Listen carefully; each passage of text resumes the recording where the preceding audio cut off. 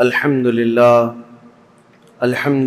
الحنان المنان الذي خلق الإنسان وعلمه البيان والصلاة والسلام على رسوله سيد الإنس والجان وعلى آله وأصحابه ذوي الخير والإحسان أما بعد فأعوذ بالله من الشيطان الرجيم بسم الله الرحمن الرحيم محمد رسول الله والذين معه أشداء على الكفار رحماء بينهم تراهم ركعا سجدا يبتغون فضلا من الله ورضوانا صدق الله مولانا العظيم۔ بارگاہ رسالت مآب صلی اللہ تعالی علیہ وسلم میں درود پاک کا ہدیہ پیش کریں۔ اللہم صلی علی سیدنا و مولانا محمد معدن الجود والکرم وآلہ واصحابہ الکرام وابنہ الکریم وبارک وسلم صلاة دائمة سرمدا ابدا۔ عزیزان گرامی وقار، تاریخ اسلام میں خلافت کا تیسرا دور ختم ہوا سیدنا عثمان ابن عفان رضی اللہ تعالیٰ عنہ کی شہادت کے ساتھ ہی۔ جیسے کہ کل میں نے عرض کیا، فتنوں کا ایک دروازہ کھل چکا تھا۔ حضرت عثمان غنی کا قتل یہ اسلام کا پہلا فتنہ ہے جو واقع ہوا، اور یہ اتنا بڑا فتنہ کہ جس سے مسلمانوں میں انتشار پیدا ہوا، اور سب سے بڑا آخر میں آنے والا فتنہ دجال کا جو امت اسلامیہ کو درپیش ہوگا۔ کل جیسے کہ میں نے آپ کو بتایا، سیدنا عثمان ابن عفان رضی اللہ تعالیٰ عنہ کی زمانہ خلافت کے آخری دور میں سبائی فتنہ جنم لے چکا تھا، عبداللہ بن سبا کی طرف سے ڈالا ہوا فتنہ، اور یہ مسلمانوں میں انتشار پیدا کرنے اور ان میں جماعتیں پیدا کرنے کے لیے مسلسل کوششیں کر رہے تھے۔ اب آج کے دن ہمیں تذکرہ کرنا ہے چوتھے خلیفہ راشد، داماد رسول، زوج بطول، اور مولا کائنات، ولیوں کے سردار، حیدر کرار، شیر خدا، اسد اللہ الغالب، سیدنا علی بن ابی طالب کرم اللہ وجہہ الکریم کے متعلق۔ عزیزان گرامی، ان کے فضائل و مناقب بے شمار ہیں۔ صحابہ اکرام رضوان اللہ تعالیٰ علیہم اجمعین میں بہت سے صحابہ ایسے ہیں جنہوں نے ان کی فضیلتیں بیان کی، حتیٰ کہ ابن عساکر کی روایت ہے، میں نے رسول پاک ابن عساکر کی روایت یہ ہے کہ رسول کریم صلی اللہ تعالیٰ علیہ وسلم سے صحابہ کی فضیلت میں جو حدیثیں وارد ہوئی ہیں، ان میں سب سے زیادہ حضرت علی کرم اللہ وجہہ الکریم کے متعلق نظر آتی ہیں۔ حضرت علی بن ابی طالب یہ اول اسلام، سب سے پہلے اسلام میں آنے والے ہیں، سابقین اولین میں سے۔ جب حضور اکرم صلی اللہ تعالیٰ علیہ وسلم لوگوں کو دعوت و تبلیغ پیش فرما رہے تھے مکہ مکرمہ کی وادی میں، اس وقت حضرت علی کرم اللہ وجہہ الکریم مشرف بہ اسلام ہو چکے تھے، جبکہ آپ کی عمر صرف 9 سال کی تھی۔ آپ بچپن سے ہی حضور اکرم صلی اللہ تعالیٰ علیہ وسلم کی تربیت میں رہے۔ معاملہ یہ ہے کہ حضور کے سگے چچا جناب ابو طالب، ان سے حضور اکرم صلی اللہ علیہ وسلم کا بڑا لگاؤ تھا، قریبی تعلقات۔ اس کی وجہ ایک یہ بھی تھی کہ جناب ابو طالب حضور صلی اللہ تعالیٰ علیہ وسلم کی ہمیشہ حمایت میں لگے رہتے، مکہ کے کفار و مشرکین کے خلاف کھڑے رہتے، اور ان کی مالی حالت تھوڑی کمزور تھی۔ کس کی؟ جناب ابو طالب کی، چچا کی، اور اولاد زیادہ تھیں۔ تو نبی پاک صلی اللہ تعالیٰ علیہ وسلم نے ابو طالب کے یہ کئی بیٹے تھے جناب ابو طالب کے، ان میں سے حضرت علی بن ابی طالب کو حضور نے اپنی گود میں لے لیا کہ ان کی پرورش کی ذمہ داری، ان کی کفالت کا خرچہ ہم اٹھائیں گے۔ اس اعتبار سے بچپن سے ہی حضرت علی کرم اللہ وجہہ الکریم حضور صلی اللہ تعالیٰ علیہ وسلم کی آغوش تربیت میں بڑھے، حضور نے پرورش فرمائی، پیدائش کے واقعات بھی بڑے اہم ہیں. آپ کی والدہ ماجدہ فاطمہ بنت اسد ہیں. یہ اسلام میں پہلی خاتون ہیں جو اللہ رب العزت کی طرف ہجرت کرنے والی.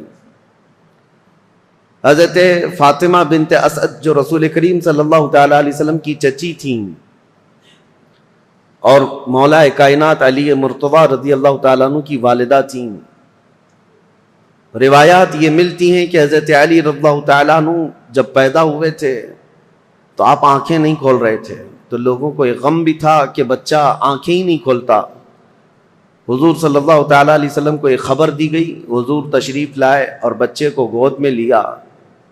حضرت علی بن ابی طالب کرم اللہ وجہہ الکریم حضور صلی اللہ تعالیٰ علیہ وسلم سے تقریباً 31 سال بعد، یعنی حضور کی ولادت کے 31 سال بعد آپ پیدا ہوئے ہیں. تو گود میں لیا حضرت علی کو اور اس کے بعد اپنے منہ سے لعاب پاک نکال کر حضرت علی کے منہ میں انگلی رکھا، اور جیسے ہی حضرت علی کے منہ میں رکھا، وہ اب تک دودھ نہیں پیے تھے اپنی ماں کا، تو حضور صلی اللہ تعالیٰ علیہ وسلم کی انگشت مبارک آتے ہی اس کو چوسنا شروع کیا اور آنکھیں کھولی تو سب سے پہلے دنیا میں چہرے رسول کو دیکھا. سب سے پہلی غذا آپ کے پیٹ میں جو گئی ہے وہ حضور کا لعاب پاک ہے، اور دنیا میں سب سے پہلی نظر اٹھی ہے تو چہرے رسول. یہ سب سے بڑی فضیلت ہے. اور پھر اس کے بعد حضور صلی اللہ تعالیٰ علیہ وسلم حضرت خدیجہ کے گھر ہی رہتے تھے، اور جب حضور صلی اللہ تعالیٰ علیہ وسلم غار حرا سے گھر تشریف لائے تھے پہلی وحی لے کر، اور پھر گھر میں نمازیں ادا کی جاتی تھی، تو حضرت علی، حضرت خدیجۃ الکبریٰ اور حضور صلی اللہ علیہ وسلم کے پیچھے یہ خود بھی کھڑے ہو کر نمازیں پڑھتے تھے. اور اس کے بعد جب حضور صلی اللہ تعالیٰ علیہ وسلم نے اعلان نبوت فرمایا اور دعوت اسلام لوگوں کو دینا شروع فرمائی، تو سب سے پہلے حضرت علی کرم اللہ وجہہ الکریم بچوں میں ایمان لانے والے ہیں. وہ واقعہ آپ خود بیان کرتے ہیں کہ حضور مکہ کے سارے لوگوں کو ایک جگہ پر کوہ صفا کے قریب جمع فرمائے تھے، صفا پہاڑی کے پیچھے، اور خاندان کے سارے لوگ موجود تھے. حضور کی پھوپھیاں، حضور کے چچا، جتنے لوگ تھے قریش سب تھے. ان کے درمیان جب نبی پاک صلی اللہ تعالیٰ علیہ وسلم نے اپنی نبوت کا اعلان فرمایا اور خدائے واحد کی طرف بلایا، اور پھر اخیر میں یہ ارشاد فرمایا کون ہے جو تم میں سے میری دعوت کو قبول کرے، تو جب حضور یہ فرماتے تو حضرت علی کھڑے ہوتے، یہ کہتے میں کمزور ہوں، پتلی ٹانگوں والا ہوں، آنکھوں میں آشوب چشم ہے، لیکن میں آپ کی دعوت پر لبیک کہتا ہوں. حضور صلی اللہ تعالیٰ علیہ وسلم دوبارہ فرماتے کون ہے جو میری دعوت پر لبیک کہے، دین اسلام کی حمایت کے لیے کھڑا ہو. دوسری مرتبہ پورا مجمع سناٹے میں تھا. پھر حضرت علی کھڑے ہوتے ہیں، عرض کرتے ہیں میں چھوٹا ہوں عمر میں اور کمزور ہوں، لیکن میں آپ کے دین اسلام کی حمایت کے لیے کھڑا ہوں. تیسری مرتبہ حضور نے فرمایا پورے مجمع میں کوئی ہے، تب بھی مولا کائنات علی مرتضیٰ رضی اللہ تعالیٰ عنہ ہی کھڑے ہوئے. حضور صلی اللہ تعالیٰ علیہ وسلم نے ان کو گلے لگایا اور دعا کی مولا اس کی ٹانگوں میں اور اس کی بازوؤں میں قوت عطا فرما. نبی پاک صلی اللہ تعالیٰ علیہ وسلم کی دعائے پاک کا اثر تھا کہ پھر دنیا نے انہیں پہچانا ہے، اور اس کے بعد پھر صحابہ خود کہتے ہیں حضرت علی کی طاقت کے مثل ہم میں سے کسی کی طاقت نہیں تھی. وہ حیدر کرار شیر خدا بن کر پوری دنیا میں چمکے ہیں. یہ رسول اللہ کی دعا تھی. پھر جب نبی پاک صلی اللہ تعالیٰ علیہ وسلم ہجرت فرمانے کے لیے ارادہ فرمایا تو اپنے بستر پر کسی کو نہیں، حضرت علی کو سلایا تھا. یہ سخت رات تھی، اور انجانے میں اور غلطی میں کفار و مشرکین جو حضور کے قتل کا منصوبہ بنائے ہوئے تھے، گھر میں داخل ہو کر جو سویا ہوتا بستر پر اس کو قتل کر دیتے. حضرت علی کرم اللہ وجہہ الکریم کو حضور صلی اللہ علیہ وسلم نے اپنے بستر پر سلایا تھا اور کہا تھا میں جا رہا ہوں مدینے، اور صبح ہونے کے بعد میرے پاس جو کفار و مشرکین کی امانتیں ہیں وہ دے کر تم بھی مدینے آ جانا. حضرت علی چادر، یمنی چادر تھی ہرے رنگ کی، فرماتے ہیں میں چادر تان کر سو رہا تھا اور پتا تھا کفار و مشرکین حضور کے پورے گھر کا محاصرہ کیے ہوئے، رات کے وقت اندر آ کر کوئی بھی قتل کر سکتا ہے. نبی پاک صلی اللہ تعالیٰ علیہ وسلم تو گھر سے نکل کر چلے گئے، حضرت علی آرام سے سوتے رہے.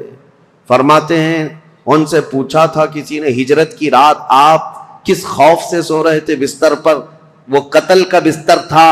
حضرت علی کہتے ہیں پوری زندگی میں اس سے بہتر نیند مجھے کبھی آئی نہیں, اس سے بہترین نیند کبھی آئی نہیں. پوچھا کہ آپ اس قدر آرام سے کیوں سو رہے تھے؟ کہا اس لیے کہ رسول اللہ نے فرمایا تھا رات کے وقت علی صبح ہو جائے تو یہ امانتیں لوگوں کو دے کر تم بھی مدینے آنا. تو میرا یقین تھا کہ صبح ہوگی بھی, امانتیں دوں گا بھی اور مدینے جاؤں گا بھی, کیونکہ رسول اللہ صلی اللہ علیہ وسلم کا فرمان علی شان ہے. مولا کائنات ہر جگہ نبی کریم صلی اللہ تعالی علیہ وسلم کے ساتھ رہے ہیں.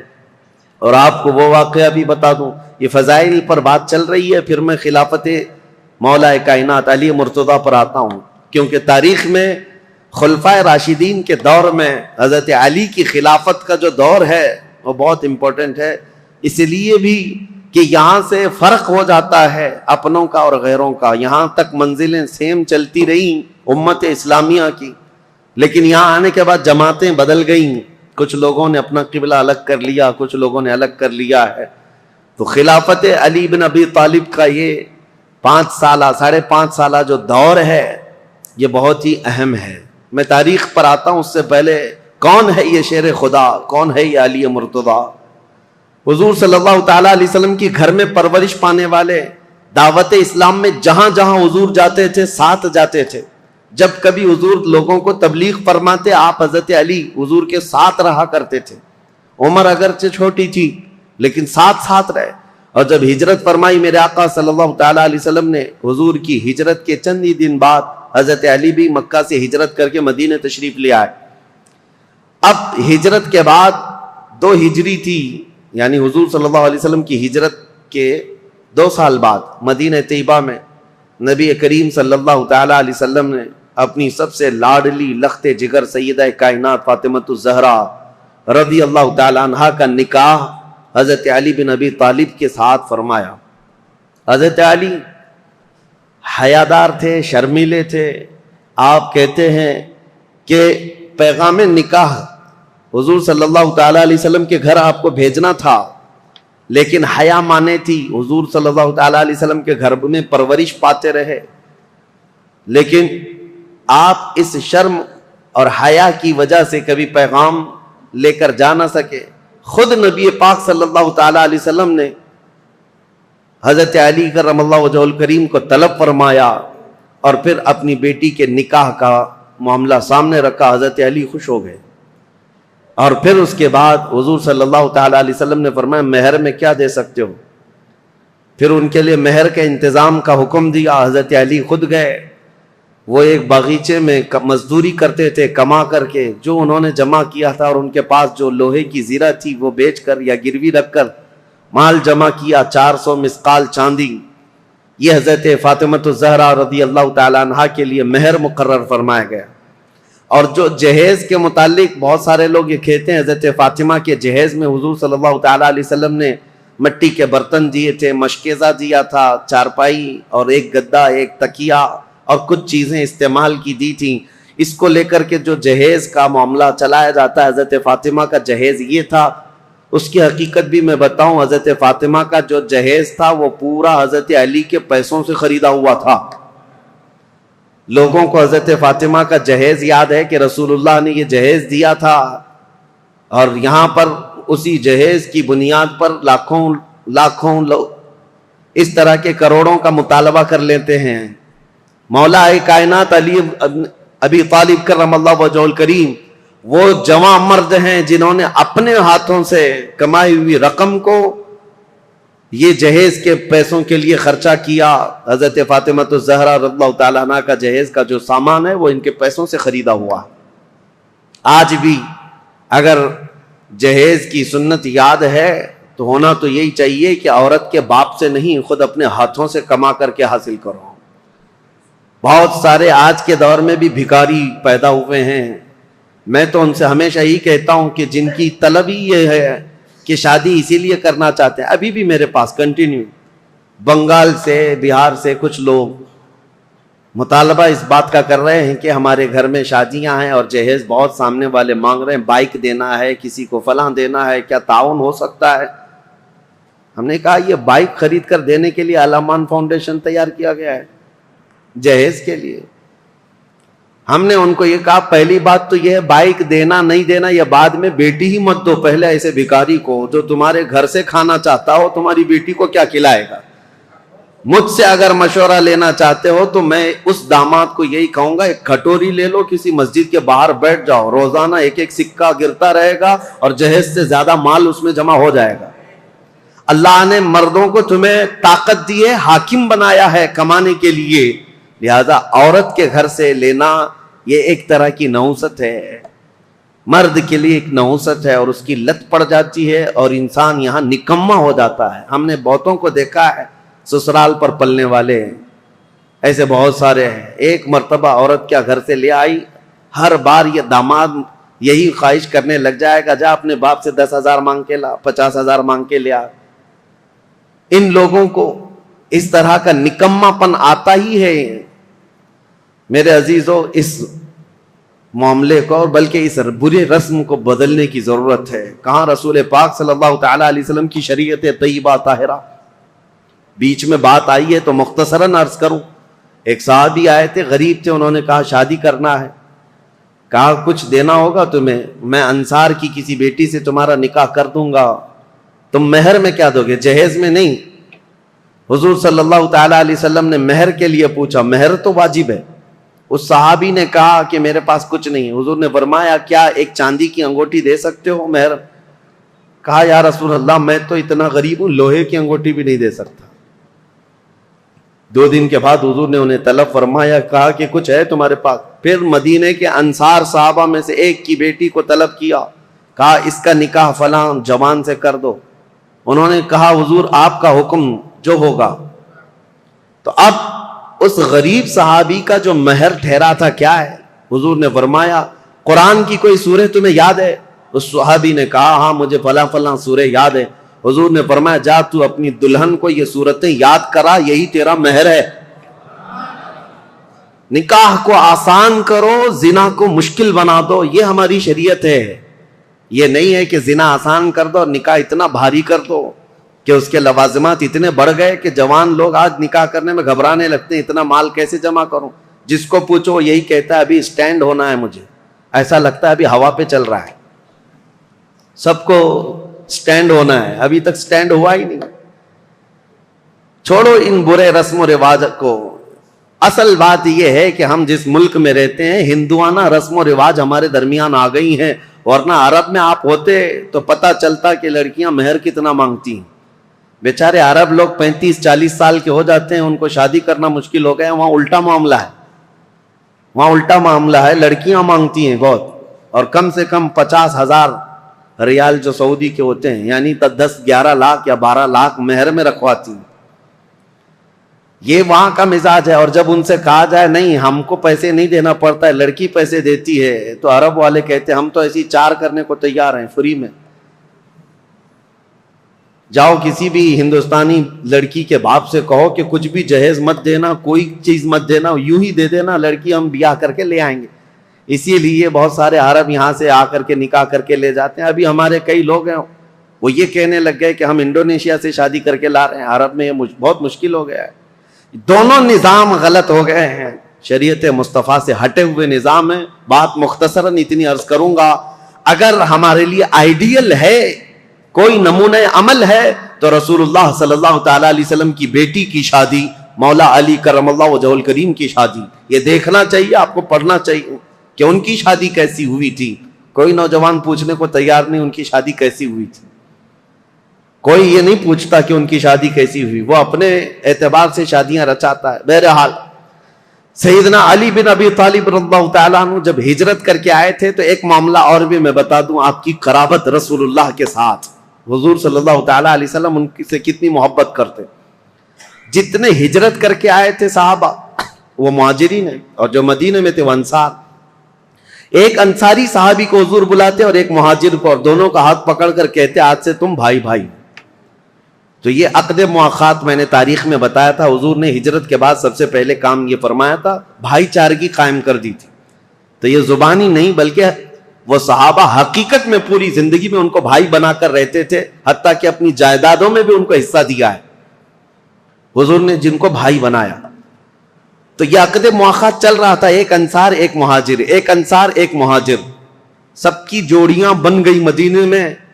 اور جب یہ عقد مواخات ختم ہوا تو حضرت علی اکیلے بچ گئے. ان کے لیے کوئی انصار جوڑی کے لیے بچا ہی نہیں تھا. حضور نے سب کی جوڑیاں بنا دی، فلاں مہاجر کا فلاں انصار بھائی ہے. لیکن حضرت علی غمگین ہو گئے. کہا یا رسول اللہ صلی اللہ تعالی علیہ وسلم، میں اخیر میں تنہا رہ گیا، میرے لیے کوئی انصاری صحابی بھائی بننے کو تیار نہیں، یا بھائی نہ بن سکا. نبی پاک صلی اللہ تعالی علیہ وسلم نے حضرت علی سے کہا یا علی انت اخی فی الدنیا والآخرہ، کیا تو اس بات پر راضی نہیں دنیا میں بھی اور آخرت میں تو میرا بھائی ہے. انصار اور مہاجرین آپس میں بھائی ہیں، لیکن رسول اللہ نے حضرت علی کو اپنا بھائی کہا، اخی رسول اللہ. وہ حضور صلی اللہ تعالی علیہ وسلم کے رشتے میں بھی بھائی تھے، اور یہ عقد مواخات جو مدینے میں ہوئی اس میں بھی حضور کے بھائی بنے.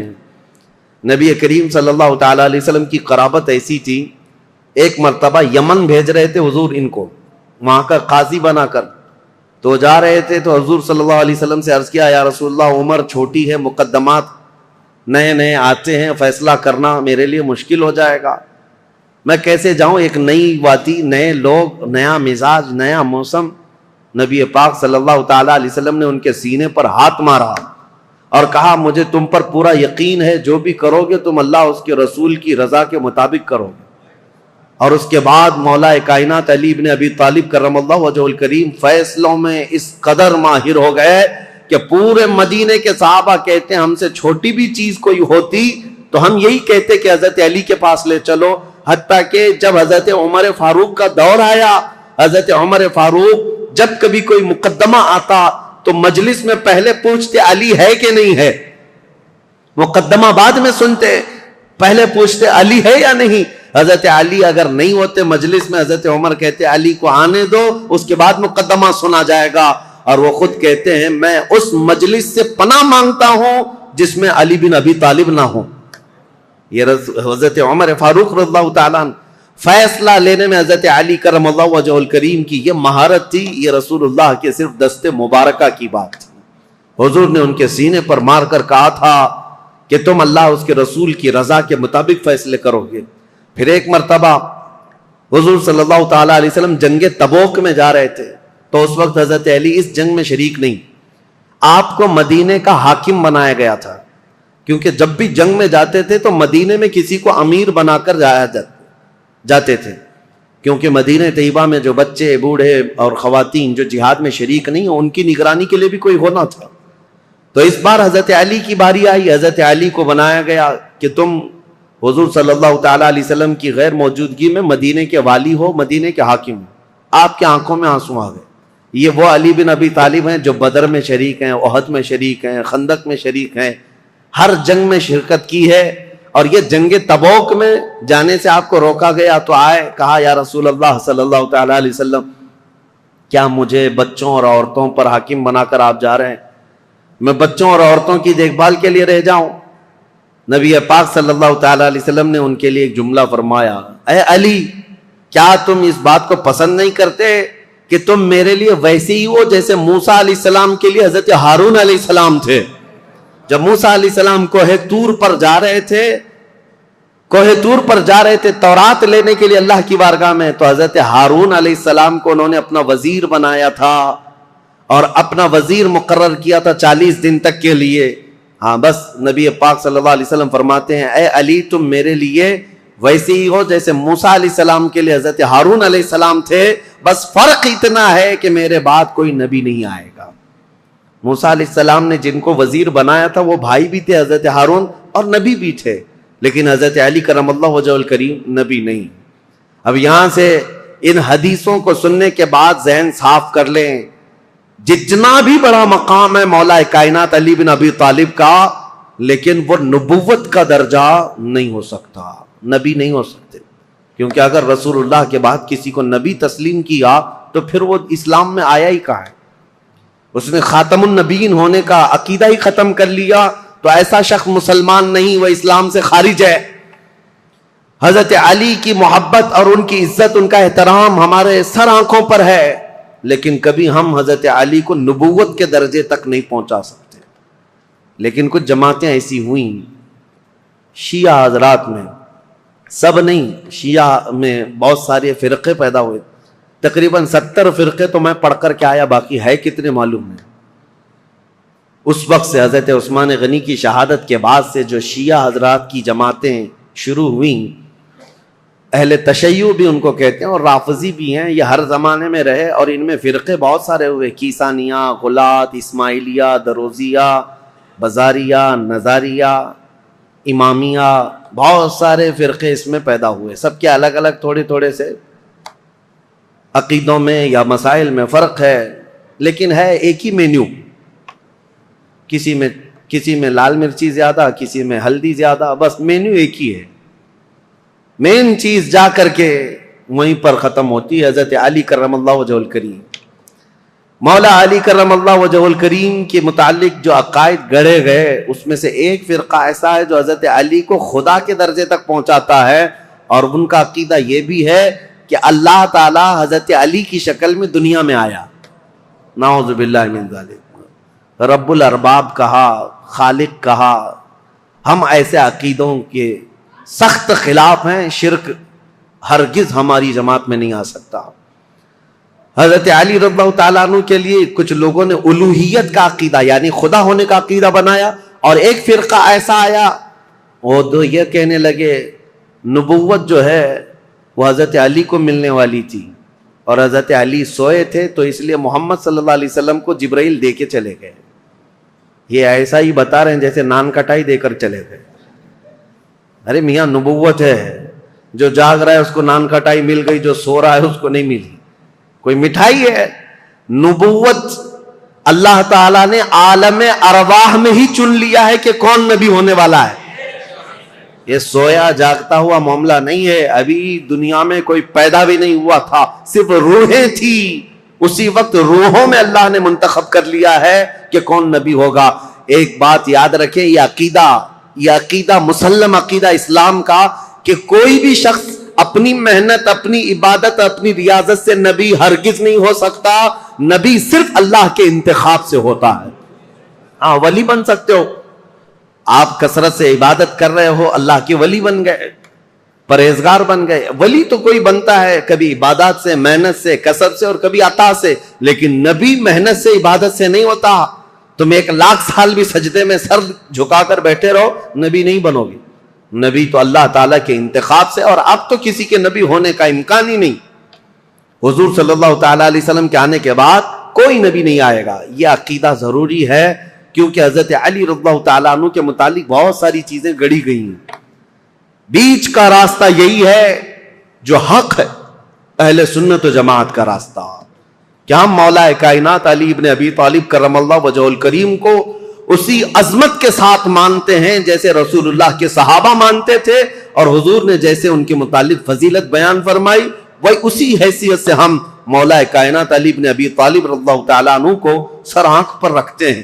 ہم ان وہابیوں کی طرح بھی نہیں جو حضرت علی رضی اللہ تعالیٰ عنہ کی شان کو گھٹاتے ہیں، نعوذ باللہ۔ ہم برسر اعلان یہ کہتے ہیں کہ رسول اللہ صلی اللہ تعالیٰ علیہ وسلم نے غدیر خم پر یہ خطبہ ارشاد فرمایا تھا، من کنت مولا فہذا علی مولا۔ یہ حدیث اتنی تواتر کے ساتھ ہے کہ اتنے صحابہ اور اتنے لوگوں نے اس حدیث کو بیان کیا ہے کہ ان کا جھوٹ پر جمع ہونا محال ہے، اس لیے یہ حدیث بڑے اعلیٰ درجے کی ہے۔ میرے آقا صلی اللہ علیہ وسلم نے فرمایا تھا، میں جس کا مولا ہوں علی بھی اس کے مولا ہے، علی بھی اس کے مولا ہیں۔ اب اس حدیث کو لے کر کے بھی بہت سارے لوگ ہنگامہ مچاتے ہیں کہ رسول اللہ صلی اللہ تعالیٰ علیہ وسلم تمام نبیوں کے مولا ہیں، تو حضرت علی نبیوں کے بھی مولا ہیں، وہ نبیوں کے اوپر بھی لے کر چلے گئے، کیونکہ یہ حدیث ہے۔ حضور نے فرمایا مولا کے عربی میں کئی معنی ہیں۔ مولا عربی میں جو ہے آقا کو بھی کہتے ہیں، غلام کو بھی کہتے ہیں، مددگار کو بھی کہتے ہیں، دوست کو بھی کہتے ہیں۔ عربی کی شدھ بدھ رکھنے والا وہ سمجھے گا کہ کہاں کیا معنی لینا ہے۔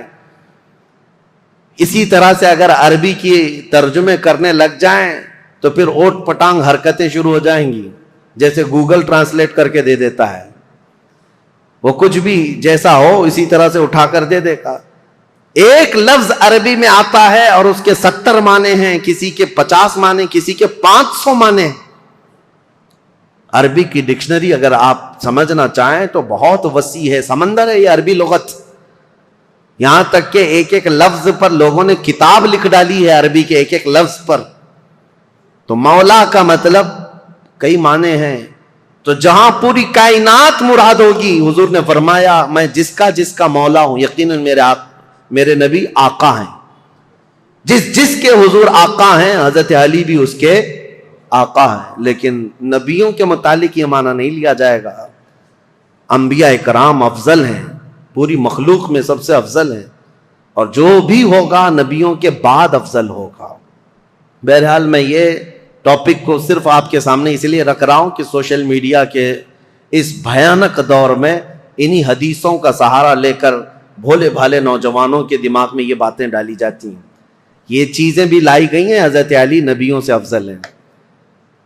نہیں، اللہ کے انبیاء جتنے نبی ہیں وہ کائنات میں روئے زمین میں سب سے افضل انسان ہیں، اور ان کے بعد دوسرے صحابہ میں افضلیت ہے. سیدنا علی بن ابی طالب کرم اللہ وجہہ الکریم کے کمالات. اب میں آپ کو کیا بتاؤں کہ قرآن پاک کی جو آیت میں نے پڑھی ہے، محمد الرسول اللہ والذین معہ اشداء علی الکفار رحماء بینہم تراہم رکعا سجدا، ان میں یہ چاروں خلفائے راشدین کا ذکر آ گیا ہے. یعنی مفسرین یہ فرماتے ہیں اس آیت میں حضرت علی رضی اللہ تعالیٰ عنہ کا ذکر بھی ہے. اور ابن عساکر نے تو یہ روایت کیا ہے کہ قرآن کی تقریباً 300 آیتیں ایسی ہیں جس میں حضرت علی رضی اللہ تعالیٰ عنہ کی فضیلت ثابت ہوتی ہے. اتنی بڑی بات ہے یہ. مولا علی کرم اللہ وجہ الکریم کے فضائل و مناقب بے شمار ہیں. اب ان کا دور کیسے آیا، ان کی فضیلتیں آپ سنتے رہتے ہیں، اور سچ فرمایا شاعر نے ان کی فضیلت میں ایک جملہ کافی ہے: شاہ مرداں شیر یزداں قوت پروردگار، لا فتح الا علی لا سیف الا ذوالفقار. فارسی کا یہ لفظ ہے، فارسی کا یہ شعر ہے جس میں شاعر یہ کہتا ہے شاہ مرداں، یعنی انسانوں کا کوئی بادشاہ ہے تو مولا کائنات علی بن ابی طالب ہے. شیر یزداں اللہ کا کوئی شیر ہے تو علی بن ابی طالب ہے. قوت پروردگار، دنیا میں اگر کسی کے پاس رب تبارک و تعالیٰ کی عطا کی ہوئی طاقت ہے، مظہر ہے کوئی، تو علی بن ابی طالب کو دیکھا جائے. لا فتح الا علی، شاعر یہ کہتا ہے حقیقت میں جوان کہلانے کے لائق کوئی ہے تو ابو طالب کا بیٹا علی ہے. اور پھر اگر تلوار کسی کی ذکر کرنے کے لائق ہے تو وہ ذوالفقار حیدری علی کی تلوار ہے. یہ ان کی تعریف میں کل ملا کر کے یہ جو جملے ہیں سب اس میں جمع ہو گئے. حضرت علی بن ابی طالب رضی اللہ تعالیٰ عنہ جنگ بدر میں جو کردار ادا کیے ہیں وہ بیان سے باہر ہے. جتنے لوگوں پر آپ بڑھ چڑھ کر کے حملہ کرتے رہے کفار و مشرکین جوانی کے عالم میں، حضرت علی رضی اللہ تعالیٰ عنہ کے متعلق یہ بیان کیا بہت ہٹا کٹا جسم تھا، بہت توانا تھے، طاقت سے، کافی بھاری آپ کا پیٹ تھا، اور لوہے کا خود پہننے کی وجہ سے ہمیشہ تو سر کے بال نکل گئے تھے. اتنی جنگوں میں شرکت فرماتے رہے، لوہے کی وہ ٹوپی ہوا کرتی تھی. اور وہ وقت آپ یاد کریں 7 ہجری جب رسول کریم صلی اللہ تعالی علیہ وسلم صحابہ کو لے کر خیبر نکلے تھے. تقریباً مدینے سے 200 کلومیٹر دور یہ خیبر کی وادی ہے جہاں یہودیوں نے اپنا اڈا بنا لیا تھا، اور مسلمانوں کے خلاف روزانہ نت نئے فتنے وہاں سے نکلتے تھے اور منصوبے بنائے جاتے تھے حضور کے خلاف، مدینے کے خلاف، اور مکہ کے مشرکین بھی اس میں حصہ لیتے تھے. نبی کریم صلی اللہ تعالی علیہ وسلم کو خبر یہ ہوئی کہ خیبر کے یہودی ایک جنگ کرنے کے لیے آ رہے ہیں مدینے، اور انہوں نے مکہ کے کافروں کو بھی بلا لیا ہے، نجد کے کافروں کو بھی بلا لیا ہے، سب کو جمع کر کے دعوت دی ہے. حضور کو جیسی یہ خبر ملی، ابھی یہودی خیبر سے نکلتے کیا رسول اللہ خود صحابہ کے ساتھ خیبر پہنچ گئے. اور میں نے یہ خیبر کی تفصیلی جنگ کا بیان آپ کے سامنے پیش کر چکا ہوں جمعہ میں، جیسے سیرت مصطفیٰ کا جو درس کنٹینیو چلتا ہے اس میں جنگ خیبر میں نے بیان کیا ہے. یہ سخت قسم کی جنگ تھی. یہودی بڑے بڑے قلعوں میں وہاں پر محفوظ رہتے تھے.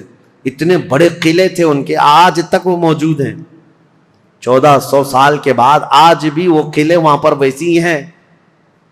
ان یہودیوں کی پناہ گاہ تھی، اس میں بیٹھ کر کے حملے کرتے تھے، اور ان کا یقین تھا یہ کہ ان قلعوں کو کوئی عبور نہیں کر سکتا. جب صحابہ وہاں پہنچے تھے یہودیوں کی حالت خراب تھی، اور ان کے ہاں ایک مرحب نامی شخص تھا جس کا دعویٰ تھا وہ 1000 آدمیوں سے اکیلا لڑ سکتا ہے، 1000 انسانوں سے اکیلا لڑ سکتا ہے. خیبر میں چھوٹی چھوٹی جنگیں ہوئی، وہاں کے جتنے قلعے تھے وہ صحابہ جب فتح کرنے لگ گئے تو آخری جو ان کا قلعہ تھا مرحب، جس کے انتظام پر لگا رہتا تھا، یہودیوں نے اس کو اتارا تھا مرحب کو، کہ اب آخر میں اب تمہاری باری ہے، اگر تم نہیں بچا پائے ان مسلمانوں سے تو ہمیں کوئی نہیں بچا پائے. مرحب مسلمانوں سے جنگ کرنے کو اپنی توہین سمجھتا تھا کہ یہ چھوٹے بادیہ نشین لوگ ہیں، کھجور کھا کر زندگی گزارتے ہیں، پیوند لگے کپڑے پہنتے ہیں، ان کے پیروں میں چپل تک نہیں ہوتی، یہ ہم سے جنگ کرنے آئے ہیں. بڑے تحقیر سے حقارت سے دیکھا کرتا. لیکن اب حالات ایسے تھے کہ یہ پورے مسلمان گردنوں پر سوار ہو کر کھڑے تھے، اب تو ڈیفنس کرنا ہی تھا.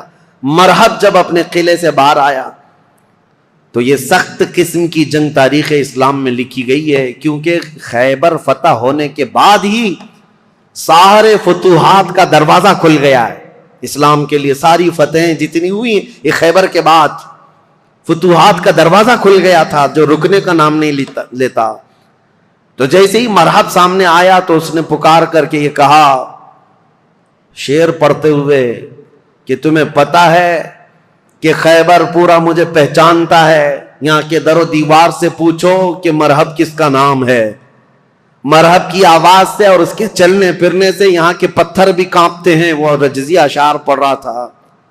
تو حضرت علی کرم اللہ وجہہ الکریم اس جنگ میں کیسے شریک ہوئے تھے؟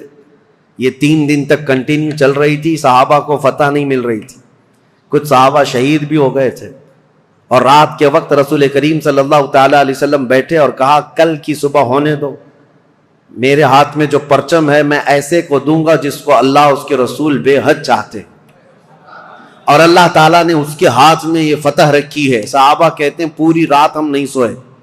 حضور نے جو یہ بشارت دی تھی اس میں بشارتیں کیا کہتی ہیں؟ ایک تو یہ تھی کہ قلعہ اس کے ہاتھ فتح ہوگا، دوسرا یہ کہ اللہ اس کو اور اس کے رسول بے حد اسے چاہتے ہیں.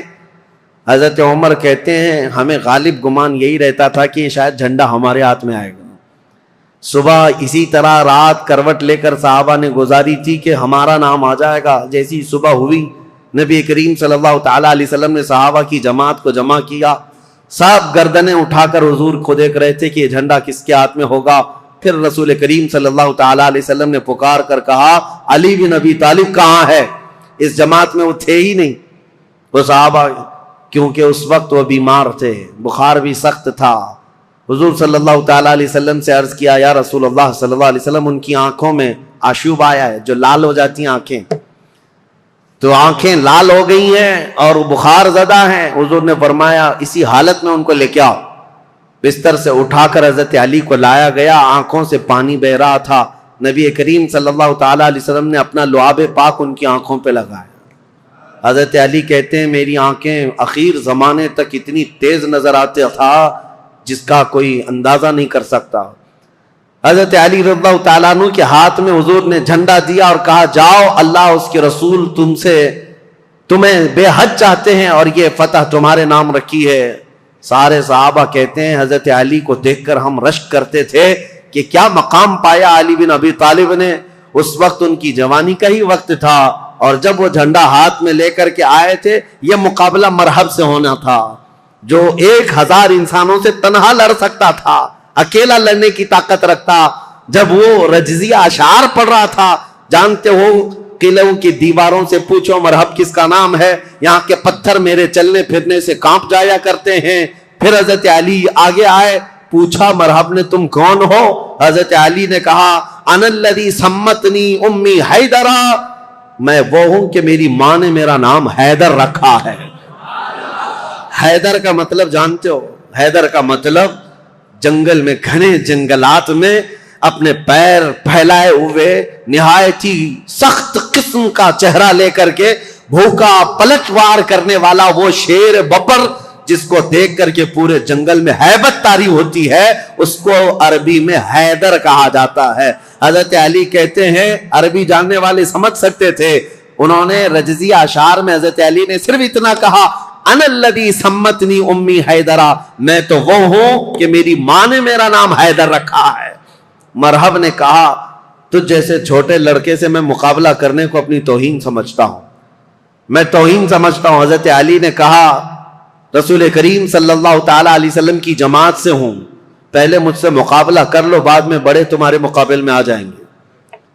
جب مرحب اترا حضرت علی کرم اللہ وجہہ الکریم کے مقابلے میں، تاریخ آج بھی گواہ ہے، اس کے لوہے کی ٹوپی، اس کا لوہے کا لباس اتنا مہنگا ہوا کرتا تھا، اور وہ تلوار لہراتے ہوئے آیا، اور پہلی تلوار اتنی تیز مارا تھا کہ حضرت علی رضی اللہ تعالیٰ عنہ پر وار جو ہوا، حضرت علی رضی اللہ تعالیٰ عنہ نے اس کے وار کی چمک کو دیکھا، اور جنگ کے میدان میں جو تلوار کی چمک تھی، لوگ دیکھ کر کے حیران تھے، اتنی تیز وہ تلوار چلاتا تھا۔ تو صحابہ کہتے ہیں ہمیں خوف ہو گیا، ڈر ہو گیا کہ علی بن ابی طالب گھوڑے پر ہے، ایک ہی وار اس نے ایسا کیا ہے کہ اس کی آواز فضا میں گونج رہی ہے، علی کا کیا ہوگا؟ حضرت علی رضی اللہ تعالیٰ عنہ بالکل بے خوف تھے۔ اللہ کے شیروں کو آتی نہیں روباہی، اللہ کا جو شیر ہوتا ہے وہ لومڑی کبھی بنی نہیں سکتا۔ مولا کائنات علی بن ابی طالب نے اس کے 2 وار کے بعد اپنا جو پہلا وار مارا، صحابہ کہتے ہیں حضرت علی کی 2 دھاری تلوار تھی، مرحب کے سر پر لگی اور اس کے لوہے کی ٹوپی کو کاٹتے ہوئے مرحب کے سینے تک آ گئی، ایک ہی وار میں مرحب کو زمین پر ٹھنڈا کر دیا تھا۔ فاتح خیبر حضرت علی رضی اللہ تعالیٰ عنہ ایک ہی وار میں مرحب کو ٹھنڈا کیا، اور اس کے بعد اسی کے اشعار حضرت علی نے پڑھ کر لوگوں کو سنایا، اے لوگوں سنو، یہ جو ٹھنڈا ہوا ہے جسم، یہ وہی ہے جس کی چلنے پھرنے کی آواز پتھر سنا کرتے تھے، دیوار سنا کرتے تھے۔ اب اس خیبر کے قلعے کے در و دیوار بھی جانیں گے کہ جس سے وہ ہیبت کھاتے تھے، اس کو زمین پر کس نے مار گرایا۔ پھر حضرت علی نے کہا، اے یہودیوں، آج کے بعد سے خیبر کے ہر قلعے سے آواز آئے گی کہ کوئی آیا تھا جس کا نام اس کی ماں نے حیدر رکھا تھا۔ عزیزان گرامی، یہ تاریخ کی سچائیاں اس لیے میں عرض کر رہا ہوں۔ مولا علی بن ابی طالب کرم اللہ وجہہ الکریم، اس جنگ میں صحابہ کی روایت ہے، ابن عساکر کی روایت یہ ہے کہ حضرت علی بڑھتے گئے اس قلعے کے پھاٹک کو توڑ دیا تھا، جو دروازہ ہوا کرتا تھا۔ صحابہ کہتے ہیں حضرت علی نے ایسے اس کو اکھاڑ دیا تھا، اور وہ دروازہ ایک ہاتھ میں لے کر اس کو ڈھال بنا کر لڑتے رہے۔ جب کبھی سامنے سے کوئی تیر یا آتا یا تلوار آتی تو یہ دروازے کو ڈھال بنا کر کے لڑتے تھے۔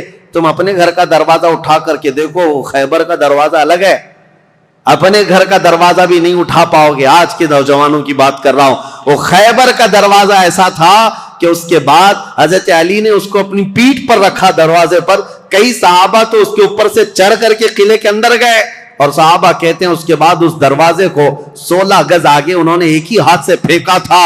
رسول کریم صلی اللہ تعالی علیہ وسلم کا فرمان ہوا اس دروازے کو راستے سے ہٹایا جائے۔ صحابہ کہتے ہیں ہم 40 لوگ مل کر نہیں اٹھا پا رہے تھے، اور علی بن ابی طالب تنہا ایک ہاتھ سے اٹھا کر اس کو پھینک چکے تھے۔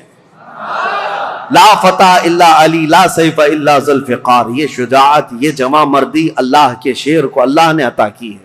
قوت پروردگار، میرے عزیزوں، ان کے فضائل، ان کے مناقب، ان کے کمالات بیان سے باہر ہیں، لیکن اب خلافت کا دور شروع ہے، اسی لیے کہ ہم تاریخ بیان کر رہے ہیں، فضیلتیں ہر سال آپ سنتے رہتے ہیں، اور اس سال ظاہر سی بات ہے میں جو ٹاپک لے کر کے چل رہا ہوں وہ تاریخ اسلام ہے۔ ہر بچے کو، ہر جوان کو تاریخ یاد رکھنا بہت ضروری ہے، اور اگر اپنی تاریخ سے تم بے بہرا ہو تو دنیا جو پٹی پڑھائے گی وہ صحیح سمجھنے لگ جاؤ کہ آج حالات یہی ہیں۔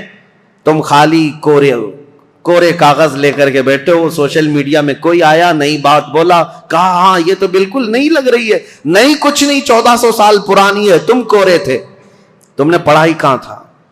اس لیے تاریخ کی سچائیاں اگر تمہیں یاد نہ ہو تو اگلا دور جو آنے والا ہے اور بھی بہت ڈینجر ہے، بہت سخت ہے۔ آپ کو پتا ہے یہ ظالمانہ حکومتیں جو ہمارے سر پر آج منڈلا رہی ہیں، یہ دجالی نظام جو پیدا ہو چکا ہے، یہاں سب چیزوں پر اٹیک ہے، سب چیزوں پر اٹیک ہے۔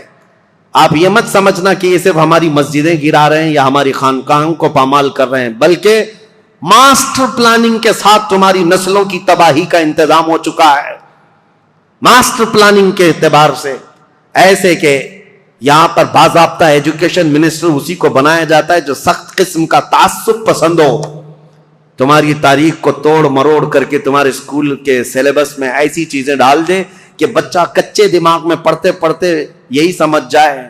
آج حالات ایسی ہی ہیں، 10-20 سال پہلے جا کر کے آپ اسکول کے نصاب سلیبس کی کتابیں اٹھا کر کے پڑھیں، اس میں حضور صلی اللہ علیہ وسلم کے نام پر چیپٹر ہوا کرتا، صحابہ اکرام کے حضرت عمر فاروق کے نام پر چیپٹر ہوا کرتا تھا، کوئی نہ کوئی ٹیکسٹ بک میں آپ کو مل جائے گا۔ آج تو ہے ہی نہیں۔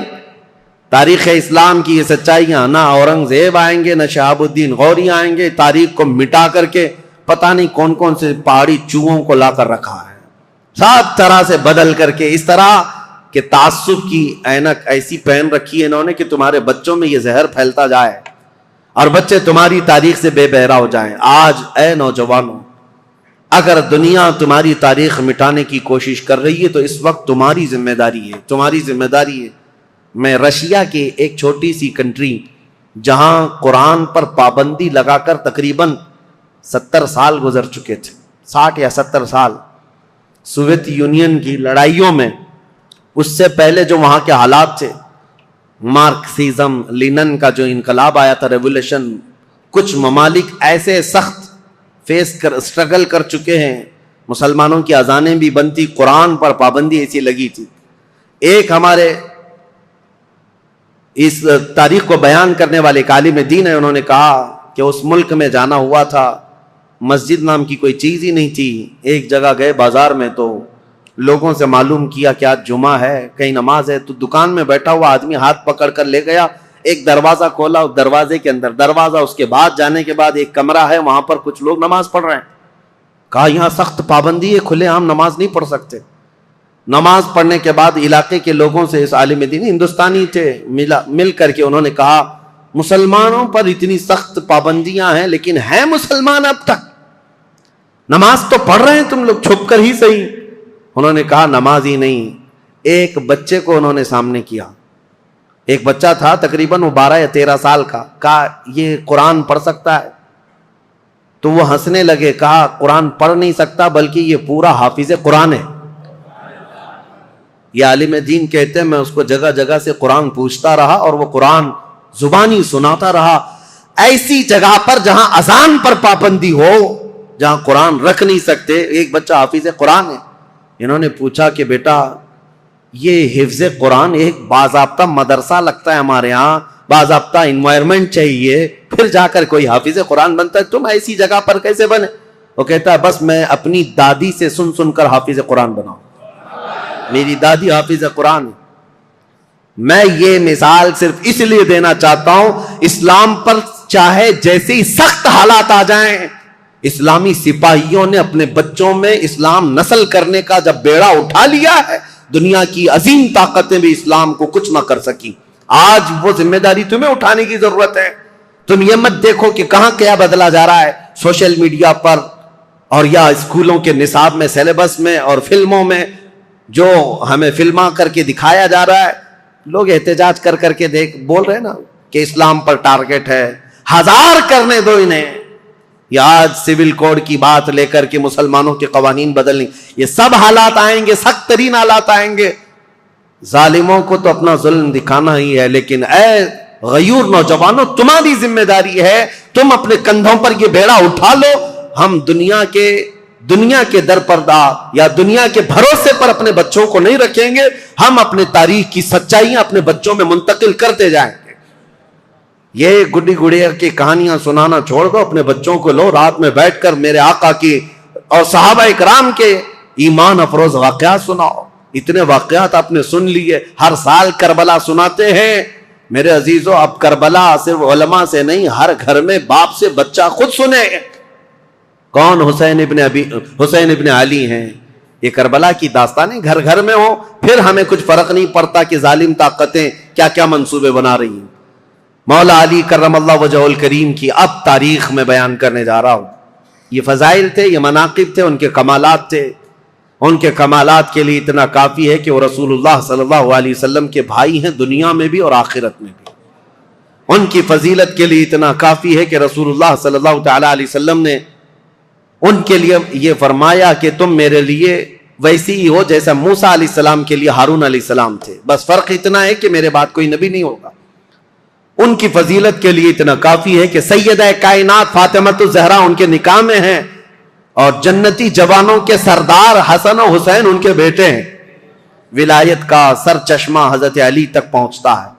اب خلافت کا جو دور ہے، یہ ظاہر سی بات ہے کمپلیکیٹڈ چیز، حکومت، سیادت، امارت، خلافت یہ آسان چیز نہیں ہے میرے عزیزو۔ ہر زمانے میں، ہر دور میں یہ عہدہ ہمیشہ اختلافی ہوتا ہی رہا ہے، لیکن صحابہ کے دلوں میں حضور صلی اللہ تعالی علیہ وسلم نے خالص اللہ کی محبت رکھی تھی۔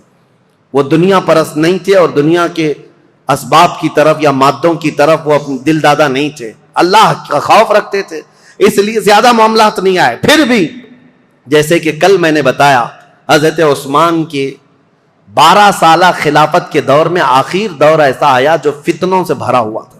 عبداللہ بن سبا نام کا ایک یہودی جس نے یہ بیج بویا اور ایک جماعت پیدا کر دی، اور مسلمانوں میں انتشار اور فرقہ پیدا ہونا شروع ہو گیا، اور سبب کہاں، یہ فتنہ کہاں تک پہنچا؟ حضرت عثمان غنی کا قتل ہو گیا مدینے میں۔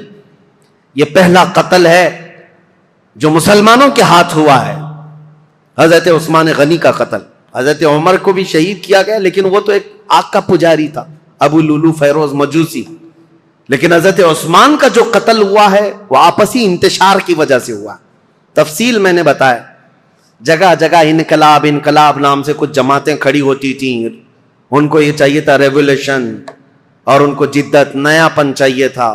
حضرت عثمان کا خلافت کا زمانہ 12 سال ہو رہا تھا، اور یہ وقت یہاں تک آ پہنچا کہ مدینے میں پہنچ کر کے ان سبائیوں نے، مصر کے رہنے والے بلوائیوں نے حضرت عثمان کا قتل کر دیا۔ یہ قتل صحابہ کے لیے بہت بڑا صدمہ تھا، جتنے بڑے صحابہ تھے اس قتل کے خلاف تھے۔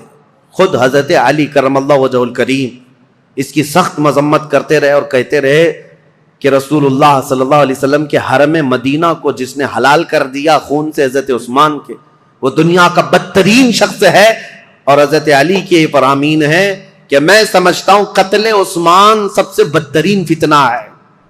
اب حالات ہو گئے، ان کے قتل کے بعد جنازہ ہو گیا، تدفین ہو گئی، جنت البقیع میں آپ دفن ہوئے۔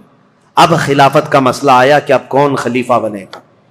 جیسے حضرت ابو بکر کی خلافت، کیسے تمام مسلمانوں نے اتفاق رائے سے آپ کو خلیفہ چن لیا تھا، اور حضرت عمر کو حضرت ابو بکر نے جاتے وقت خود ہی اعلان کر دیا تھا، اس لیے اختلاف نہیں ہوا، صحابہ نے ان کو چن لیا تھا۔ اور حضرت عثمان کی خلافت کیسے ہوئی تھی؟ 6 صحابہ جمع ہوئے تھے، کل جیسے میں نے بتایا مجلس شورا اس کو کہتے ہیں، جس میں حضرت سعد بن ابی وقاص، عبد الرحمن بن عوف، حضرت زبیر، حضرت طلحہ اور حضرت علی، حضرت عثمان، یہ 6 لوگ تھے۔ حضرت عمر نے جاتے جاتے ان کو منتخب کیا تھا، یہ 6 لوگ جس کو منتخب کریں گے وہ خلیفہ ہوگا۔ ان 6 میں سے 2 تو پہلے ہی ہٹ گئے کہ ہم کو خلافت کا کوئی ارادہ نہیں ہے، اور باقی جو 2 تھے انہوں نے اپنی خلافت دوسرے کو سپرد کر دی، جیسے حضرت زبیر نے حضرت علی کو دے دیا، حضرت طلحہ نے حضرت عثمان کو۔ بچے 2 ہی تھے، حضرت علی اور حضرت عثمان، جو خلافت کے دعوے دار۔ لیکن حضرت عبد الرحمن بن عوف نے دونوں سے وعدہ لے لیا تھا، ہم جس کی بیعت کریں گے ایک دوسرا اس کی پیروی کرے گا، اطاعت کرے گا۔ تو جب حضرت عثمان کی بیعت ہو گئی تو حضرت علی نے بھی بیعت کیا۔ اب یہ پوری روایت مسند ابی یعلا میں، تاریخ ابن عساکر میں، خود حضرت علی کرم اللہ وجہ الکریم سے منقول یہ روایت میں آپ کے سامنے رکھتا ہوں۔ جب حضرت علی کے ساتھ ایک معاملہ پیش آیا تھا، وہ بھی میں ابھی تاریخ میں بتاتا ہوں۔ 2 جنگیں ہوئی ہیں جو تاریخ کی بدترین قسم کی، یعنی جس میں مسلمانوں کا بہت بڑا نقصان ہوا ہے۔ ان جنگوں کے متعلق ذکر کرنا مسلمانوں میں یہ ضروری نہیں ہے، لیکن ابھی دور ایسا آ گیا ہے کہ چوہے بہت آ گئے ہیں اور تمہارے وائر کاٹنے پر لگے ہوئے ہیں، اس لیے ہمیں حقیقت تھوڑی بیان کرنی پڑی۔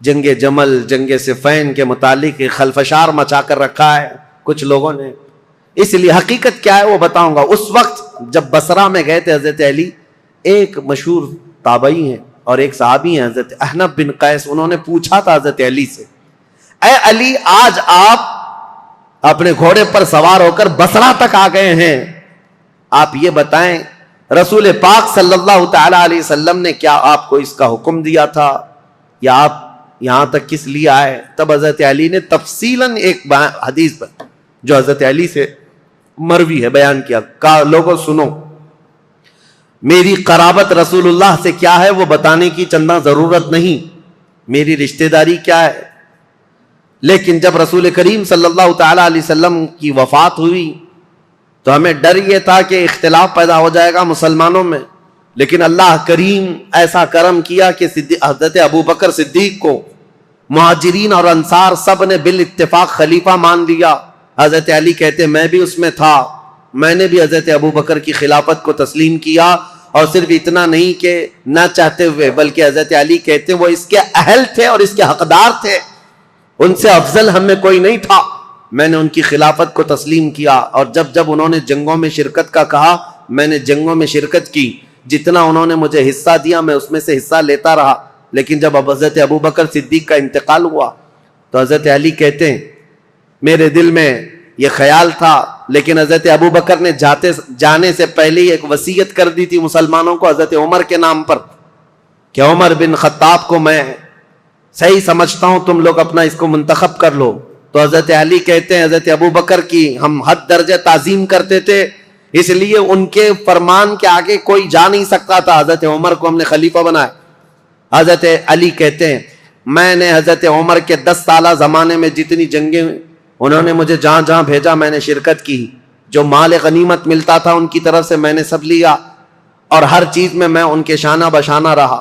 پھر جب حضرت عمر کا انتقال ہوا تو وہ کہتے ہیں کہ وہ مجلس شورا بنا کر گئے تھے 6 لوگوں کی، اس میں بھی تھا، اور اس میں 6 لوگوں میں جب انتخاب کرنے کی بات آئی تو 2 ہٹ گئے اور 2 نے ہمارے حوالے کر دیا. لاسٹ میں 2 بچ گئے، علی اور عثمان رضی اللہ تعالیٰ عنہما. حضرت علی کہتے ہیں چونکہ عبد الرحمن بن عوف نے مجھ سے یہ وعدہ لیا تھا، وہ 6 میں سے ایک صحابی عبد الرحمن بن عوف بھی ہیں، انہوں نے حضرت علی سے وعدہ لیا تھا اے علی اگر آپ کے علاوہ میں کسی اور کے ہاتھ میں بیعت کروں تو کیا آپ اس کے خلاف جائیں گے؟ حضرت علی کہتے ہیں ہرگز نہیں جاؤں گا، آپ جس کی بیعت کو قبول کریں گے میں بھی اس کی بیعت کو قبول کروں گا. حضرت علی کہتے ہیں جب عبد الرحمن بن عوف نے مجھ سے یہ وعدہ لیا تھا اور وعدے کے بعد انہوں نے حضرت عثمان کے ہاتھ میں بیعت کر لی تو میں اپنے وعدے کے خلاف نہیں جا سکتا، میں نے بھی حضرت عثمان کے ہاتھ میں بیعت کر لی. یہ حضرت علی کی خود بیان کردہ روایت میں آپ کے سامنے رکھ رہا ہوں. اور پھر 12 سال گزر گئے حضرت عثمان کے. حضرت علی کہتے ہیں پھر حالات ایسے سنگین ہو گئے کہ حضرت عثمان کا قتل ہو گیا، جو بالکل میرے وہم و گمان میں نہ تھا کہ قتل تک ہو جائے گا. معاملات بدل رہے تھے، فتنہ پھیل چکا تھا، لیکن اتنے سنگین حالات بن گئے کہ ان کا قتل ہو گیا جس سے ہم ہرگز راضی نہیں. اب اس کے بعد بات آتی ہے خلیفہ چننے کی. حضرت زبیر، حضرت طلحہ، یہ 2 ایسے صحابہ ہیں جو عشرہ مبشرہ میں سے رسول اللہ صلی اللہ علیہ وسلم نے جن کو دنیا میں جنت کی بشارت دی، ان میں 2 یہ ہیں. یہ صحابہ بڑے صحابہ کہلاتے تھے، مدینے میں جتنے تھے سب آئے، سب آ کر حضرت علی کے پاس کہنے لگے آپ اپنی بیعت کا اعلان کر دیں اور آپ خلیفہ ہیں. حضرت علی نے کہا مجھے اس کی خواہش نہیں، میں خلیفہ کی بجائے وزیر بننا پسند کروں گا، تم میں سے جو چاہے خلیفہ بن جاؤ. کیونکہ حالات ایسے تھے اس وقت حضرت علی کو خلیفہ بنایا جا رہا ہے جب انتشار بہت پھیل چکا تھا، امن کا دور نہیں تھا، جگہ جگہ جماعتیں کھڑی ہو گئی تھی، سبائی فتنہ، کوفہ میں الگ، بصرہ میں الگ، عراق میں الگ، اور شام میں الگ، اور مدینہ مکہ والے الگ. یہ حالات پر حضرت علی کو خلیفہ بنایا جا رہا ہے. حضرت علی نے منع کیا، اس کے بعد پھر لوگوں نے اصرار کیا آپ سے بہتر ہماری جماعت میں کوئی نہیں. حضرت علی کہتے ہیں جب انہوں نے اصرار کیا تو میں نے اللہ اس کے رسول کے احکام کی شرط پر اور خلفائے ثلاثہ جو گزر چکے ان کی اتباع، ان کی پیروی پر سب کی بیعت لینا شروع کیا. حضرت علی جب بیعت لینے لگے، یہ تقریباً 35 ہجری کا واقعہ ہے. حضور صلی اللہ تعالیٰ علیہ وسلم کی وفات کو 25 سال گزر چکے تھے. یہ 35ویں ہجری میں حضرت علی رضی اللہ تعالیٰ عنہ خلافت پر متمکن ہوئے مدینہ طیبہ میں. اب خلافت کا پہلا دور ہے، یعنی ابھی پہلا دن ہے. آپ بہترین خطیب تھے. حضرت علی کرم اللہ وجہ الکریم خطبہ بہت اعلیٰ دیا کرتے. خطبے کے بعد آپ یہ جو فتنہ پھیلا تھا اس کو ٹھنڈا کرنے کے لیے کوششیں فرما رہے تھے. لیکن اسی اثنا میں ہوا کیا، حضرت علی رضی اللہ تعالیٰ عنہ نے چند دنوں کے بعد بہت سخت قسم کے فیصلے لیے. اس سے معاملات اور سخت ہو گئے. کیا؟ آپ نے ملک شام کے گورنر امیر معاویہ رضی اللہ تعالیٰ جو 22 سال سے گورنر تھے حضرت عمر کے زمانے سے، حضرت علی یہ کہتے تھے کہ اب ان کو گورنری سے میں معزول کرتا ہوں. حضرت امیر معاویہ کو اور مصر کے گورنر کو اور کئی جگہ کے گورنروں کو ایک ساتھ معزول کرنے کے لیٹر آپ نے جاری کر دی. جبکہ جو اکابر صحابہ تھے اس میں حضرت ابو موسیٰ اشعری، حضرت عمرو بن عاص، کئی صحابہ آ کر آپ کو مشورہ یہ دے رہے تھے کہ اس وقت یہ فیصلہ لینا اچھا نہیں ہے، حالات بہت بگڑے ہوئے. حضرت عثمان کا قتل ہوا ہے، پہلے آپ اپنی بیعت سب سے لے لیجئے، اس کے بعد ان کے معزول کرنے کا حکم جاری کیجئے. حضرت علی نے حالات کی سنگینی کے اعتبار سے یہ خط جاری تو کر دیا، لیٹر بھیج دیا.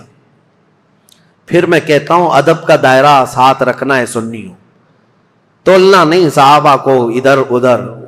حالات جو ہوئے جیسے ہوئے، لیکن وہ رسول اللہ کے صحابہ ہیں.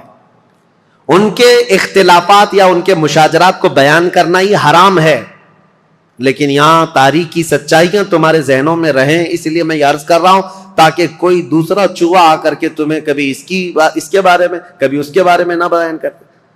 جیسے حضرت امیر معاویہ کو ٹرول کرتے کرتے آج اتنی گندی باتیں کہنے لگ گئے لوگ جو حقیقت میں ہے نہیں. ہاں کچھ معاملات تو ہوئے ہیں لیکن ایسے نہیں ہیں. حضرت علی نے ان کی معزولی کا لیٹر جاری کیا، حالات سنگین ہو گئے. ظاہر سی بات ہے 22 سال سے وہ گورنر تھے. اب یہاں حالات یہ ہو گئے کہ حضرت امیر معاویہ نے سب سے پہلے یہ اعلان کیا کہ حضرت علی اب خلیفہ اگر ہو گئے ہیں تو ان کی خلافت کا پہلا کام یہ ہونا چاہیے جنہوں نے حضرت عثمان ابن عفان کو قتل کیا، پہلے ان قاتلوں کو پکڑ کر قصاص لینا چاہیے. خلیفہ اسلام کا قتل ہوا ہے، عام آدمی کا قتل نہیں ہوا ہے. خلیفہ اسلام کو قتل کرنے کا مطلب اسلام کے پلر کو ہلا دینا. حضرت امیر معاویہ شد و مت سے بہت زور شور سے یہ مطالبہ شروع کر دی، اور مطالبے میں بھی اتنا کہ حضرت امیر معاویہ نے مدینے ایک قاصد کو بھیجا اور حالات معلوم کر کے حضرت عثمان کا وہ جبہ منگوایا جس میں ان کی شہادت ہوئی تھی. وہ خون سے تر بتر تھا. حضرت عثمان جس میں شہید ہوئے تھے وہ جبہ موجود تھا، اور ان کی بیوی حضرت نائلہ اس وقت موجود تھی جو حضرت عثمان کے گھر میں ان کی انگلیاں کٹ گئی تھی، بیچ بچاؤ میں یا زخمی ہو گئی تھی. ان کی کٹی ہوئی انگلیاں اور حضرت عثمان کا جبہ حضرت امیر معاویہ نے دمشق ملک شام منگوایا. اب یہ جب چیزیں آئیں تو حضرت امیر معاویہ نے منبر پر رکھ کر کے لوگوں سے کہا خلیفہ اسلام کا بے دردی کے ساتھ قتل ہوا ہے، جبکہ جو وجوہات بتائی جا رہی ہیں وہ بہت چھوٹی ہیں. حضرت عثمان نے غلطی کیا کی تھی، ان کا جرم کیا تھا جس کی وجہ سے یہ قتل ہوئے. اور یہ جبہ جیسی ہی ملک شام میں پہنچا، ہنگامہ برپا ہو گیا. تقریباً 60,000 لوگ کھڑے ہو گئے یہ مطالبہ کرنے کے لیے کہ خلیفہ اسلام عثمان بن عفان کے قتل کا قصاص لینا ضروری ہے. جن لوگوں نے قتل کیا ہے خلیفہ اسلام کو، ان کا مطالبہ کرنا اپنی جگہ پر تھا. ظاہر سی بات ہے آج کے دور میں میں آپ کو بتاؤں، ملک کے پریزیڈنٹ پر کوئی حملہ کر دے یا ملک کے پی ایم پر کوئی حملہ کر دے تو پورے ملک کی عزت کا مسئلہ ہو جاتا ہے. عام چیز نہیں ہے، اس کے لیے سیکورٹی بھی بہت رکھی جاتی ہے. اور اگر ہو گیا تو اس کے بعد حالات کیا ہوتے ہیں؟ جو نیا بیٹھے گا اس کے لیے سب سے پہلا مطالبہ یہی کیا جائے گا جن لوگوں نے ان کا قتل کیا ہے پہلے ان کو پکڑو. یہ مطالبہ ہوتا ہے. ارے میاں پی ایم اور پریزیڈنٹ تو بہت دور کی بات ہے، ہمارے ہاں کوئی عام آدمی بھی مر جائے تو لوگ مطالبہ کرتے ہیں کہ قاتل کو پکڑو، کلر کون ہے اس کو سزا دو. یہ تو مطالبہ ہوتا ہی ہے، پروٹیسٹ ہوتے ہیں. تو حضرت امیر معاویہ کا مطالبہ بہت تیزی سے بڑھتا چلا گیا. اب دیکھیں میں حالات آپ کو سمجھا رہا ہوں. حضرت علی کے ساتھ کیا معاملات تھے. جیسے ہی مدینے میں آپ نے باغ ڈور سنبھالی, آپ کے لیے حالات یہ تھے کہ صحیح طریقے سے قاتل کون ہے یہ کسی کو معلوم ہی نہیں تھا, آج تک نہیں معلوم. تو کیونکہ اس گھر میں حضرت عثمان ابن عفان کی بیوی حضرت نائلہ اکیلی تھیں, وہ بہت پردہ دار عورت تھیں. انہوں نے بیان کیا حضرت علی کے سامنے کہ محمد بن ابو بکر چھت سے داخل ہوئے تھے, یہ تو میں نے دیکھا ہے. اور انہوں نے حضرت عثمان کی داڑھی بھی پکڑی تھی, لیکن حضرت عثمان نے ایک جملہ کہا تھا کہ تیرے باپ ابو بکر ہوتے تو یہاں تک تیری حرکت نہ ہو سکتی. یہ سن کر محمد بن ابو بکر چلے گئے اور دروازے پر کھڑے ہو کر وہ رو کر توبہ کرنے لگے. لیکن ان کے ساتھ انجان 2 آدمی بھی آئے تھے, میں انہیں نہیں جانتی ہوں نہ پہچانتی ہوں کون لوگ ہیں. اور اس کے بعد حضرت نائلہ جو حضرت عثمان کی بیوی اس وقت جو موجود تھی, وہ کہتی ہیں قتل ہونے کے وقت میں وہاں موجود نہیں تھی, قتل ہو گیا. حضرت علی کے سامنے یہ مقدمہ ہے, بڑا سخت ہے. کسی انجان کو قتل تو نہیں کر سکتے پکڑ کر کے پوری جماعت کو. ظاہر سی بات ہے آپ موب لنچنگ بھی ہو جاتی ہے تو اس پورے موب کو جو ہے نا سزا نہیں دیتے حکومت. پرٹیکولر ایک آدمی کون ہے جو مرڈر کیا ہے اس کو پکڑنا ضروری ہوتا ہے. موب کا جو حملہ ہوتا ہے یہ سب لوگ اس میں شریک ہوتے ہیں. سزائیں چھوٹی چھوٹی ہو سکتی ہیں لیکن مرڈر کا جو جرم ہے وہ سب پر نہیں آتا. اس وقت حضرت علی کے ساتھ یہ معاملہ تھا کہ حقیقت میں قاتل کون ہے یہ نہیں معلوم. تو سیدنا علی بن ابی طالب مدینے کے سارے صحابہ سے کہہ رہے تھے کہ میں بھی حضرت عثمان کے قتل کا قصاص لینا چاہتا ہوں, لیکن قاتل پکڑ کر کے تو لائیں. لوگوں نے کہا یہ مصر کے لوگ تھے, بلوائی تھے, ان سب کو پکڑ کے سزا دیجیے. حضرت علی کہتے ہیں وہ ایسی جماعت سے جن پر میرا قابو نہیں ہے, ابھی ابھی خلیفہ بنے ہیں اور مصر میں نیا اسلام ہے. یہ بلوائی یہ جتنے ہیں وہاں پر ایک فتنہ بھی پیدا ہو چکا تھا, تو وہ جدت پسند لوگ تھے, نئے نئے قسم کے اسلام میں آئے ہوئے تھے. حضرت علی ان مصلحتوں کو دیکھ کر خون عثمان کا بدلہ لینے میں آپ نے فرمایا کہ اس کو بعد میں حالات کے ٹھنڈے ہو جانے کے بعد لیا جائے گا, بس بات اتنی تھی. لیکن غلط فہمی بڑھتی گئی, اور یہ غلط فہمی کو ڈالنے والا کون تھا؟ اسی لیے میں نے کل آپ کے سامنے ایک نام بتایا تھا, عبداللہ بن سبا, ایران کا رہنے والا ایک یہودی جو اسلام میں آیا تھا. اس نے اپنا کام شروع کر دیا مدینے میں جا کر اور دیگر جگہ پر ملک شام میں لوگوں کو بھڑکانا شروع کیا. پہلے تو حضرت علی کی حمایت میں بولتا تھا, اب حضرت علی خلافت پہ آئے تو حضرت عثمان کے قتل کا بدلہ لینے کے لیے ابھارنے لگ گیا. اب ہوا یہ کہ حضرت عائشہ صدیقہ رضی اللہ تعالیٰ عنہ, ان کا بھی کردار ہے تاریخ میں, ام المومنین ہے, زبان نہ کھولنا ان کے لیے بھی گستاخی کے لیے, ایمان برباد ہو جائے گا. ام المومنین رسول اللہ صلی اللہ علیہ وسلم کی محبوبہ ہیں, زوجہ ہیں. یہ حج پر گئی ہوئی تھیں اور حج سے واپس آنے کے وقت حضرت عثمان کا قتل ہو گیا تھا, اور یہ خبر حضرت عائشہ کو پہنچ گئی. حضرت عائشہ کا مقام تھا صحابہ میں سب میں بھی, کیونکہ ام المومنین نے سب لوگ احترام کرتے تھے. حضرت عائشہ کے پاس جب یہ خبر پہنچی تو حضرت زبیر اور حضرت طلحہ یہ دونوں حضرت علی کے ہاتھ پر بیعت کر چکے تھے مدینے میں, لیکن حالات جب سنگین ہونے لگے تو یہ مدینہ چھوڑ کر مکہ چلے گئے. کون؟ یہ بڑے 2 صحابہ عشرہ مبشرہ میں. حضرت زبیر حضور صلی اللہ تعالیٰ علیہ وسلم کے یہ بھی بھائی لگتے ہیں, پھوپھی کے بیٹے ہیں, سگی پھوپھی کے بیٹے ہیں حضرت زبیر. جیسے حضرت علی چاچا کے بیٹے ہیں, حضرت زبیر پھوپھی کے بیٹے ہیں. تو حضرت زبیر اور حضرت طلحہ دونوں مکہ چلے گئے, اور یہ دونوں جا کر حضرت عائشہ سے ملاقات کیا پردے میں, اور ان کو حالات بتائے مدینے میں کیا کیا ہوا, حضرت عثمان کا قتل کیسے ہوا. حضرت عائشہ بہت جلال میں آئی, کہا ہم جانتے ہیں عثمان بن عفان کے اخلاق اور ان کی کردار کو, سارے صحابہ ان کی پاکیزگی کی گواہی دیتے تھے. حضرت عائشہ کہتی ہے میں وہ دن بھی جانتی ہوں جب رسول اللہ صلی اللہ تعالیٰ علیہ وسلم حجرے میں بیٹھے ہوتے, کئی لوگ آتے حضور اسی طرح لیٹے رہتے, جب عثمان آتے تو حضور اپنی تہبند سے ہی کر لیتے تھے. حضرت عائشہ کہتی ہیں میں گواہ ہوں, اور میں پوچھتی یا رسول اللہ عثمان کے آنے پر اپنی تہبند آپ پیر سے نیچے تک کرتے ہیں اور اٹھ کر بیٹھتے ہیں, کیوں ایسا؟ حضرت عثمان کے متعلق حضور نے فرمایا اے عائشہ کیا میں اس سے حیا نہ کروں جس سے اللہ کے فرشتے حیا کرتے ہیں, اللہ کے فرشتے جس سے حیا کرتے ہیں.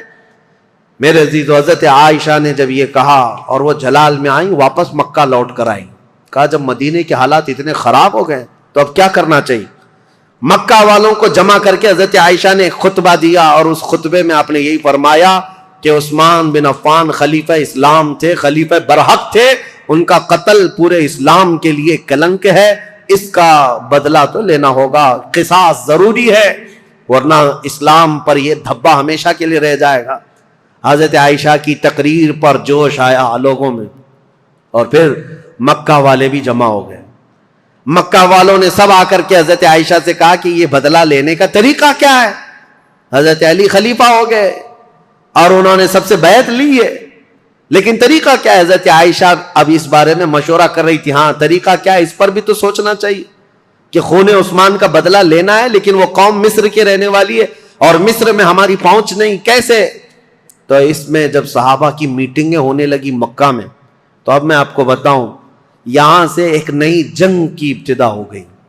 حضرت عائشہ اپنی اونٹنی پر سوار ہو کر، پہلے لوگوں نے کہا کہ ملک شام چلتے ہیں، امیر معاویہ نے بھی خون کے بدلے کا اعلان کیا، یا پھر مدینے چلتے ہیں، لیکن ان دونوں رائے کو آپ نے، حضرت عائشہ صدیقہ نے چھوڑ دیا اور بصرہ کی طرف آپ روانہ ہو گئیں۔ بصرہ عراق کا ایک شہر ہے۔ اس بیچ میں کئی ایسے محتاط صحابہ ہیں جو اس جنگ میں شامل نہیں ہوئے۔ حضرت عائشہ جب جانے لگیں، کیونکہ میٹنگیں اتنی ہو گئی تھیں، اور جب لوگ یہ کہنے لگے کہ یہ بدلہ لینا تو خلیفہ وقت کا کام ہے، تو حضرت علی اس وقت بدلہ قصاص لینے پر تیار نہیں تھے، یا یہ فرما رہے تھے کہ ابھی اس قوم سے ہمارا پالا نہیں ہے، یا اس قوم پر ہمارا قابو نہیں ہے، ہم بعد میں بدلہ لیں گے، لیکن یہ مطالبہ شدت اختیار کر گیا۔ اب حضرت علی کو مدینے میں بھی آ کر خبر پہنچ گئی کہ حضرت عائشہ لوگوں میں جمع ہو گئی، اور انہوں نے خون عثمان کا قصاص لینے کا اعلان کر دیا، اور حضرت علی کو یہ بھی خبر مل گئی کہ امیر معاویہ کو جو ہم نے خط لکھا تھا، حضرت امیر معاویہ نے بدلے میں خط بھیجا جو بالکل خالی تھا، کچھ بھی لکھا ہوا نہیں تھا۔ حضرت علی سمجھ گئے معاملات سنگین ہے، یعنی امیر معاویہ نے وہاں سے اعلان یہ کر دیا ہے کہ پہلے خون عثمان کا بدلہ لیا جائے گا، بعد میں حضرت علی کی بیعت اور خلافت کا معاملہ ہوگا۔ اب یہ بظاہر ٹکراؤ والی صورت ہے، ایک طرف سے مطالبہ ہے شدت سے بدلہ لینے کا، اور ایک طرف حضرت علی مصلحت کو دیکھ رہے تھے، حکمت کو دیکھ رہے تھے۔ اس وقت حضرت علی کہتے ہیں اس خانہ جنگی کو، جس کو کہتے ہیں گرہ یدھ، اپنے اندر چلنے والی جنگ کو اگر خاتمہ نہ کیا جائے تو اس کا بہت بڑا نقصان اٹھانا پڑے گا اور ہمارا شیرازہ منتشر ہو جائے گا۔ حضرت علی مدینے میں لوگوں کو جمع کرتے ہیں، چلو ہم اس معاملے کو ٹھنڈا کریں گے۔ جب سب لوگ جمع ہوئے حضرت علی کے ساتھ، حضرت علی اب کوفہ کی طرف روانہ ہو گئے۔ حضرت علی کے ساتھ اس وقت 10,000 لوگ تھے۔ میرے عزیزو، جب 10,000 لوگ ادھر ہیں، حضرت عائشہ کے ساتھ شروع میں 3,000 تھے، پھر راستے میں کئی لوگ شامل ہوئے، وہاں پر بھی 10,000 کی تعداد۔ اب 10,000 کی تعداد جب ہوئی تو اس میں سارے مخلصین نہیں تھے، کئی فتین بھی شامل تھے، ادھر بھی ادھر بھی، سبائی فتنے کے لوگ ادھر بھی تھے ادھر بھی تھے۔ اب حضرت علی رضی اللہ تعالیٰ عنہ یہاں سے نکلے ہیں اور مسلمانوں میں یہ بات پھیل گئی کہ 2 جماعتوں میں جنگ ہونے جا رہی ہے، ایک طرف حضرت عائشہ ایک طرف حضرت علی۔ یہاں تک کہ روایت میں موجود ہے جب حضرت عائشہ اپنی اونٹنی پر بیٹھ کر کے مکہ سے نکل رہی تھی تو اس کو اس دن کو یوم الخیب کہا گیا ہے، یعنی یوم گریہ۔ سارے مکہ والوں نے اس دن اتنا روئے تھے، سارے مکہ والے، جتنا وہ کہتے ہیں ہم نے کبھی رویا نہیں، کہ ان کو شدت سے غم تھا کہ آج نوبت یہاں کو پہنچی کہ مسلمانوں کی 2 بڑی جماعتیں ٹکرانے جا رہی ہیں، ایک طرف ام المومنین عائشہ صدیقہ، ایک طرف مولا کائنات علی بن ابی طالب۔ ابھی امیر معاویہ کا معاملہ ہی نہیں آیا۔ حضرت عائشہ چل کر کے گئیں، بصرہ پہنچ گئیں، اس میں حضرت زبیر بھی ہیں، حضرت طلحہ بھی ہیں، 2 بڑے صحابہ ہیں، عشرہ مبشرہ۔ ادھر حضرت علی کے ساتھ جو 10,000 صحابہ ہیں، اس میں حضرت عمار بن یاسر، مقداد بن اسود، بلال حبشی، کئی صحابہ، حضرت علی رضی اللہ تعالیٰ عنہ کے ساتھ حضرت سلمان فارسی، یہ لوگ ہیں۔ نکلے ہیں، جنگ کی نیت تو نہیں تھی، معاملات کو دیکھا جائے گا اور سامنے بیٹھ کر کے کچھ کیا جائے۔ اب حضرت علی کوفہ گئے تو وہاں حضرت ابو موسیٰ اشعری تھے، یہ بھی بڑے صحابی ہیں جنہوں نے بعد میں چل کر صلح کرائی۔ یہ کوفہ والوں میں بیان کر کر کے لوگوں کو یہ کہہ رہے تھے کہ اے لوگوں، اپنا ایمان بچانا، آخرت بچانی ہے، تلواریں اپنی نیام میں رکھو، کوئی اپنے گھر سے نہ نکلے، کوئی ان جنگوں میں شرکت نہ کرے۔ حضرت ابو موسیٰ اشعری تو لوگوں کو منع کر رہے تھے۔ پھر حضرت علی کوفہ پہنچ گئے۔ یہ کوفہ پہنچنے کی وہی تاریخ ہے کہ جب حضرت علی کوفہ پہنچے تو پھر اس کے بعد مدینے دوبارہ تشریف نہیں لائے۔ یہاں سے حضرت علی کی خلافت کا باضابطہ جو دور، کوفہ جو دارالعاصمہ، دارالخلافہ بنا اسلام کا، حضرت علی جب وہاں آئے تو لوگوں کو آپ کی فوج میں شامل کیا گیا۔ حالات سنگین ہو رہے ہیں، طاقت کے بل بوتے، طاقت کے زور، اس کو ٹھنڈا کرنا چاہیے۔ اب اس میں محتاط صحابہ جو تھے ان کی بھی رائے میں بتاتا ہوں۔ حضرت عبداللہ بن عمر ہیں، حضرت عمر بن عاص ہیں، یہ لوگ شریک نہیں ہوئے۔ محمد بن مسلمہ ہیں، یہ لوگ شریک نہیں ہیں۔ احنف بن قیس، یہ بعد میں۔ ان لوگوں سے حضرت علی نے بلا کر کے کہا بھی تھا کہ تمہاری رائے کیا ہے؟ حضرت عمر بن عاص نے کہا کہ میں چل تو پڑوں گا آپ کے ساتھ، لیکن بس اتنی شرط ہے، آپ مجھے وہ تلوار دیں جو تلوار یہ پہچانتی ہو کون سی گردن مسلمان کی کون سی کافر کی، مجھے وہ تلوار دیجیے، کیونکہ جنگ ہو رہی ہے، دو جماعتیں جو دونوں طرف مسلمان ہیں، صحابہ ادھر بھی ہیں، صحابہ ادھر بھی ہیں۔ عمر بن عاص نے کہا میرے پاس ایسی تلوار نہیں جو پہچانتی ہو گردن کس کی ہے، اگر یہ مل گئی تو پھر شریک ہو جاؤں۔ اس کے بعد حضرت محمد بن مسلمہ کو بلا کر پوچھا کہ آپ کیوں نہیں؟ کہا میں نے رسول اللہ صلی اللہ تعالی علیہ وسلم سے سنا تھا، میرے آقا نے فرمایا تھا محمد بن مسلمہ اس تلوار کو کبھی نیچے ہونے نہیں دینا، اعلاء کلمت الحق کے لیے استعمال کرنا، اور جس دن یہ نوبت آ جائے کہ یہ تلوار تجھے کسی مسلمان پر اٹھانی پڑے تو احد پہاڑ کے پاس جا کر کسی پتھر پر تیری تلوار توڑ دینا۔ محمد بن مسلمہ کہتے ہیں کل رات جا کر میں نے اپنی تلوار توڑ دی، آج نوبت یہاں پہنچ گئی ہے کہ ہمیں تلوار اٹھانی پڑ رہی ہے، میں تو تلوار توڑ چکا ہوں۔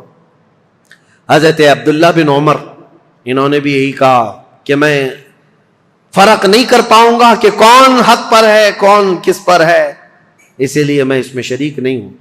کچھ محتاط صحابہ ان میں نہیں آئے، لیکن حضرت علی جب سفر پر روانہ ہو، یاد رکھو مسلمانوں، ایمان کی حفاظت اسی میں ہے، دونوں جگہ کا بیلنس برقرار رکھو، ام المومنین کا بھی، مولا کائنات کا بھی، دونوں رسول اللہ کی قرابت دار ہیں، رشتہ دار ہیں۔ حضرت عائشہ صدیقہ جب آئیں تو اب مشورے ہو رہے تھے، میٹنگیں ہو رہی تھی، ان کے خطبے اتنے پر اثر تھے کہ لوگ جمع ہوئے۔ جب وہ بصرہ میں گئی تو 12,000 لوگ جمع ہوئے، کہا کہ نہیں حق پر ہیں، خون عثمان کا بدلہ لینا چاہیے۔ یہ حالات دیکھ کر کے ایک صحابی ایسے ہیں جن کا بہت بڑا رول ہے، حضرت قعقاع، یہ آئے، حضرت زبیر، حضرت طلحہ، حضرت عائشہ، ان کے پاس آئے، کہا اچھا یہ میٹنگ بعد میں ہوئی، اس سے پہلے ایک حادثہ ہو گیا تھا، کیا ہے؟ بصرہ میں جیسی حضرت عائشہ پہنچی تو بصرہ کے جو گورنر تھے وہاں پر، تو جو گورنر تھے وہ حضرت علی کی طرف سے تھے، عثمان بن حنیف، انہوں نے کیا کیا کہ راستہ روکنا ہے ان کا، یہ تو لڑنے کے لیے آئے، تو انہوں نے فوراً ہی جنگ شروع کر دی، جبکہ حضرت علی کے آنے کا انتظار کرنا تھا۔ تو عثمان بن حنیف نے لوگوں کو اتار دیا، اور جنگ جیسی خالی راستہ روکنے کے لیے شروع ہوئی تھی، اس میں 700 لوگ مارے گئے بصرہ کے۔ اب ظاہر سی بات ہے جب بصرہ میں اتنا بڑا قتل ہو گیا تو جو 12,000 لوگ تھے ان میں سے 6,000 لوگ پھر گئے، کہا یہ تو اپنے ہی لوگوں کا قتل ہو رہا ہے، یہاں اپنے ہی لوگ مر رہے ہیں۔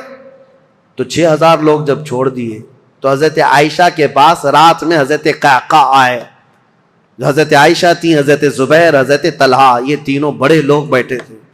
حضرت قعقاع آئے اور کہا دیکھیں کیا حالات بدلتے ہوئے یہاں تک نہیں پہنچے، آپ لوگ تو نکلے تھے عثمان بن عفان کے قتل کا بدلہ لینے کے لیے، لیکن مسئلہ یہاں تک پہنچ گیا کہ جو گورنر بصرہ کے ہیں انہوں نے راستہ روکا، اور ان کے راستہ روکنے کی وجہ سے جو جنگ ہوئی اس میں 700 لوگ مارے گئے۔ اب ان 700 لوگوں کے مارے جانے کا بدلہ اب کس سے لیا جائے گا؟ ان کا قصاص کس سے لیا جائے گا؟ اب آپ کے ایک ایک فوجی سے وہ قصاص لینا پڑے گا، اتنے مر گئے، تو ڈائیورٹ ہو جائے گا مسئلہ، کہاں آپ کس کام کے لیے نکلے تھے اور کس کام میں آ گئے۔ کل کو اگر گورنر بصرہ کے عثمان بن حنیف کا قتل ہوتا ہے تو پھر یہ مطالبہ بدل جائے گا. اب آپ کے بارے میں بھی لوگ یہ کہیں گے تم تو نکلے تھے عثمان بن عفان کے قتل کا بدلہ لینے کے لیے, لیکن تم نے اپنے ہاتھوں سے بصرہ کے گورنر کا قتل کیا, اب ان کا قصاص ہم آپ سے لیں گے. بات تو برابر ہو جائے گی.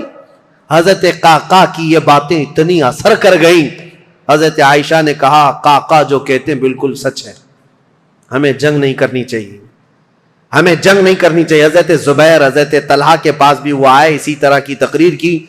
تینوں نے کہا حضرت علی سے ہماری ذاتی کوئی دشمنی نہیں, صرف اسلام کے اس پلر کو کوئی ہلا نہ پائے اس لیے ہمارا یہ مطالبہ تھا, لیکن آپ کی بات صحیح ہے کہ اب یہ جنگ چھڑ جائے تو اپنوں کا قتل بہت زیادہ ہوگا. تو حضرت قعقاع سے ان تینوں نے کہا جو باتیں آپ نے ہم سے کی ہیں یہی باتیں علی بن ابی طالب سے بھی کرو, اگر وہ بھی راضی ہیں یہ مصالحت کے لیے تو جنگ کی ضرورت ہی نہیں. تو حضرت قعقاع سیدھے کوفہ گئے حضرت علی کے پاس, یہی ساری باتیں حضرت علی کے پاس انہوں نے رکھا, کہا ایسے حالات ہیں. حضرت علی نے گرین سگنل دے دیا اور کہا ہم بھی جنگ کے لیے نہیں آئے قعقاع, جو تم باتیں کر رہے ہو ہم بیٹھیں گے, زبیر اور طلحہ میرے بھائی ہیں, ہم مصالحت کے لیے جائیں گے. حضرت علی جب آئے بصرہ تو یہ دونوں جماعتیں, حضرت عائشہ کی جماعت ہے, حضرت علی بن ابی طالب کی. سنو توجہ سے, اب اصل مسئلہ شروع ہوتا ہے. رات کو میٹنگیں ہوئی مصالحت کے لیے, حضرت قعقاع کبھی ادھر گئے کبھی ادھر گئے, دونوں نے رات میں ایگریمنٹ بھی لکھ لیا. حضرت زبیر خود چل کر کے حضرت علی کے پاس آئے. حضرت علی سے گفتگو کرنے سے پہلے ہی حضرت علی نے ان سے پوچھا اے زبیر تمہیں یاد ہے رسول اللہ صلی اللہ علیہ وسلم نے ایک مرتبہ میں بھی تھا اور تم بھی تھے. سنو حضرت علی حدیث سنا رہے, حضرت زبیر کو یاد دلا رہے, کہا میں بھی تھا تم بھی تھے, رسول اللہ نے تم سے یہ نہیں کہا تھا اے زبیر ایک دن تم علی سے لڑو گے اور علی حق پر ہوں گے, ایک دن تم علی سے لڑو گے اور علی حق پر ہوں گے. تو حضرت زبیر نے کہا سچ کہا علی تو نے, میں نے رسول اللہ سے یہ سنا تھا. کہا حضرت زبیر اسی دن وہاں سے کہتے میں لڑنا نہیں چاہتا تم سے, نکل گئے. جیسے ہی حضرت زبیر گئے حضرت طلحہ نے پوچھا ان سے کیا بات ہے. حضرت زبیر نے کہا علی نے مجھے وہ حدیث یاد دلائی جو رسول اللہ نے میری زندگی میں کہا تھا, علی حق پر ہے, علی حق پر ہے. حضرت زبیر چل پڑے تو حضرت طلحہ نے کہا اے زبیر میں بھی اس فعل پر اس کام پر نادم ہوں, شرمندہ ہوں, میں بھی نکل چلتا ہوں. یہ رات کی خبر جو ہو رہی تھی حضرت عائشہ رضی اللہ تعالیٰ عنہ کے پاس پہنچی تھی. حضرت عائشہ کے ساتھ ایک معاملہ ہوا تھا راستے میں, وہ بھی میں تاریخ میں ہے میں آپ کو بتاتا ہوں. جب حضرت عائشہ کی یہ فوج چل رہی تھی مقام حواب ایک جگہ آئی جہاں کتے بھونکنے لگے. حضرت عائشہ نے فوراً اونٹنی کو کھڑا کر دیا اور پوچھا یہ اس جگہ کا نام کیا ہے. لوگوں نے کہا مقام حواب. تو ڈر گئیں, کپ کپی آ گئی جسم میں. کہا ماں عائشہ صدیقہ کیا ہوا کیا؟ کہا میں نے رسول اللہ سے ایک حدیث سنی تھی, میرے آقا نے فرمایا اے عائشہ ایک بار تم مسلمانوں کے ساتھ سفر پر ہوگی تو اللہ کی قسم دیتا ہوں اس جماعت میں تم مت جانا جس میں حواب کے کتے بھونکیں گے. حضور سے میں نے یہ سنا تھا حواب کے کتے بھونکیں گے جس جماعت میں, اس جماعت میں جانا مت.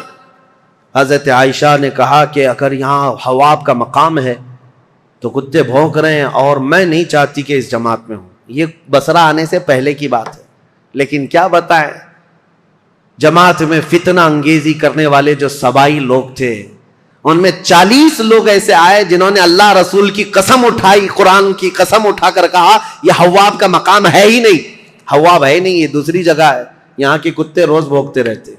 حضرت عائشہ کو حلف لے کر کے انہوں نے کہا یہ حواب کا مقام نہیں ہے. تب حضرت عائشہ پھر چل پڑی جبکہ وہ مقام حواب ہی تھا. حضرت عائشہ جب بصرہ پہنچی تو اب حالات جو مصالحت کے ہو رہے تھے, رات کو ایگریمنٹ لکھ دیا گیا, لیکن جیسے ہی یہ سبائی 3 لوگوں کو پتا چلا دونوں جماعتوں میں صلح ہو رہی ہے تو دونوں جماعتوں میں صلح کی بات سن کر یہ سبائی لوگ جتنے جنگ میں شریک تھے سب کے سب بھڑک اٹھے اور کہا ہم یہاں تک صلح کرنے آئے ہیں, ہم تو ایک دوسرے کی گردن مارنے آئے ہیں, اگر یہ بڑے لوگ صلح کر رہے ہیں تو ہم تو نہیں صلح کریں گے. یہ فتنہ اٹھایا گیا اور صبح ہوتے ہی حضرت زبیر جا رہے تھے, اپنا سامان لے کر اس میدان سے نکل رہے تھے، ایک سبائی شخص آیا اور حضرت زبیر کو پیچھے سے نیزہ مار کر شہید کر دیا۔ رسول اللہ صلی اللہ علیہ وسلم کے بھائی، پھپھیرے بھائی، عشرہ مبشرہ میں سے حضرت زبیر جیسے ہی شہید ہوئے، حضرت طلحہ دوڑتے ہوئے آئے کہ ظالم جماعت نے حضرت زبیر کو مار دیا ہے، رسول اللہ کے اس صحابی کا قتل ہوا، یہ پہلا قتل ہوا ہے۔ جیسی حضرت طلحہ ان کی لاش کے پاس دوڑتے ہوئے آئے، ان سبائیوں نے حضرت طلحہ کی بھی گردن مار دی۔ 2 عشرہ مبشرہ میں سے صحابہ تھے، قتل ہو گئے۔ اب ہوا یہ کہ جیسے ہی حضرت زبیر اور حضرت طلحہ شہید ہوئے تو یہ جو جماعت آئی تھی، ان سب میں یہ اعلان ہوا کہ حضرت علی کے ساتھ جو جماعت آئی ہے انہوں نے وعدہ خلافی کی ہے، رات کو صلح کیا اور صبح قتل کیا ہے۔ اس اعتبار سے جنگ شروع ہو گئی۔ ادھر سے جو حضرت عائشہ کے ساتھ لوگ آئے تھے وہ جنگ میں کود پڑے اور ادھر سے جو تھے وہ بھی جنگ میں کود پڑے۔ یہ گھمسان کی جنگ چلتی رہی، اتنی سخت جنگ تھی، اتنی سخت جنگ تھی کہ ایک دن کے اندر 12,000 مسلمان قتل ہوئے۔ بہت سخت قسم کی یہ تاریخ ہے۔ یہ مجھے بتانا اس لیے بھی ضروری ہے کہ کوئی اٹھ پٹانگ تمہارے دلوں میں نہ ڈال دے۔ ہوا کیا تھا حقیقت یہ میں بتا رہا ہوں، لیکن حضرت عائشہ رضی اللہ تعالیٰ عنہ اب بات کرنا چاہ رہی ہیں حضرت علی سے، اور حضرت علی عائشہ سے بات کرنا چاہ رہے ہیں۔ بیچ میں راستہ ایسا جنگ کا گھمسان چھڑا ہوا ہے کہ نہ ایک دوسرے سے بات کرنے کا موقع مل رہا ہے۔ یہاں تک کہ حضرت عائشہ کا اونٹ جس پر وہ بیٹھی ہوئی تھی، اس کا نام ہی جنگ جمل ہے۔ جمل عربی میں اونٹ کو کہتے ہیں، نام ہی جنگ کا جمل رکھ دیا گیا کیونکہ اونٹ پر ایک جھوپڑی لگائی جاتی تھی کجاوا، اس میں حضرت عائشہ بیٹھی ہوئی تھی۔ اس اونٹ پر اتنے حملے کر دیے تھے، اتنے حملے کر دیے ادھر کی جماعت والوں نے کہ حضرت عائشہ کی حفاظت کے لیے جو ادھر موجود تھے وہ عزت قبیلے کے لوگ ان میں صرف اونٹ کی حفاظت کے لیے 700 لوگ قتل ہو گئے تھے۔ ایک گرتا تھا، دوسرا پکڑتا تھا، دوسرا گرتا تھا، تیسرا پکڑتا تھا، لیکن ان جان بازوں نے اونٹ کو گرنے نہیں دیا۔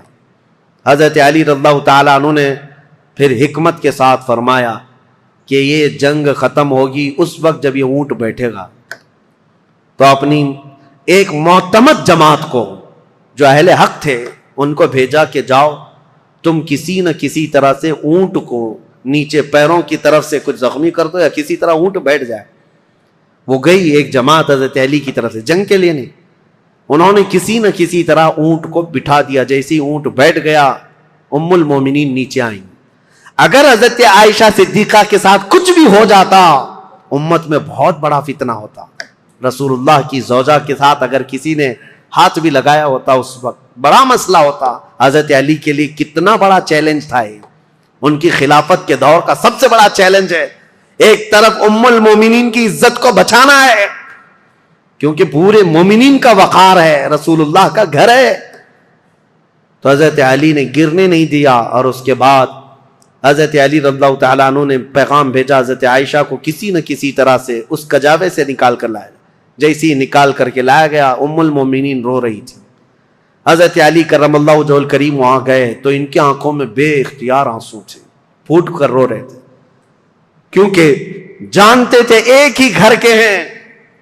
حضرت علی رضی اللہ تعالیٰ عنہ سے سب سے پہلے حضرت عائشہ کھڑی ہوئی، کہا اے علی بن ابی طالب، صرف ایک غلط فہمی کی وجہ سے یہاں تک معاملہ پہنچ گیا۔ حضرت علی نے کہا ماں عائشہ صدیقہ آپ سچ کہتی ہیں کہ غلط فہمی نے یہاں تک پہنچا دیا۔ دونوں کے وہی جملے تھے، حضرت عائشہ کہتی ہے میں ہرگز نہیں چاہتی تھی کہ خون مسلم بہہ جائے، کسی مسلمان کا قتل ہو جائے، لیکن اتنا بڑا معاملہ پیش آیا۔ دونوں یہ عظیم صحابہ، وہ زوجہ ہیں، یہ صحابی ہیں، داماد ہیں، رونے لگے، اس معاملے پر بہت گریہ وزاری کی۔ اس کے بعد مولا کائنات علی بن ابی طالب بیٹھے ہوئے تھے، ایک شخص آیا حضرت زبیر کے قتل کا پیغام لے کر آیا، کہا حضرت زبیر کو نیزہ مار کر شہید کیا گیا ہے۔ حضرت علی نے کہا سنو رسول اللہ صلی اللہ علیہ وسلم کی حدیث میں اس کو سنا دوں جس نے حضرت زبیر کو قتل کیا۔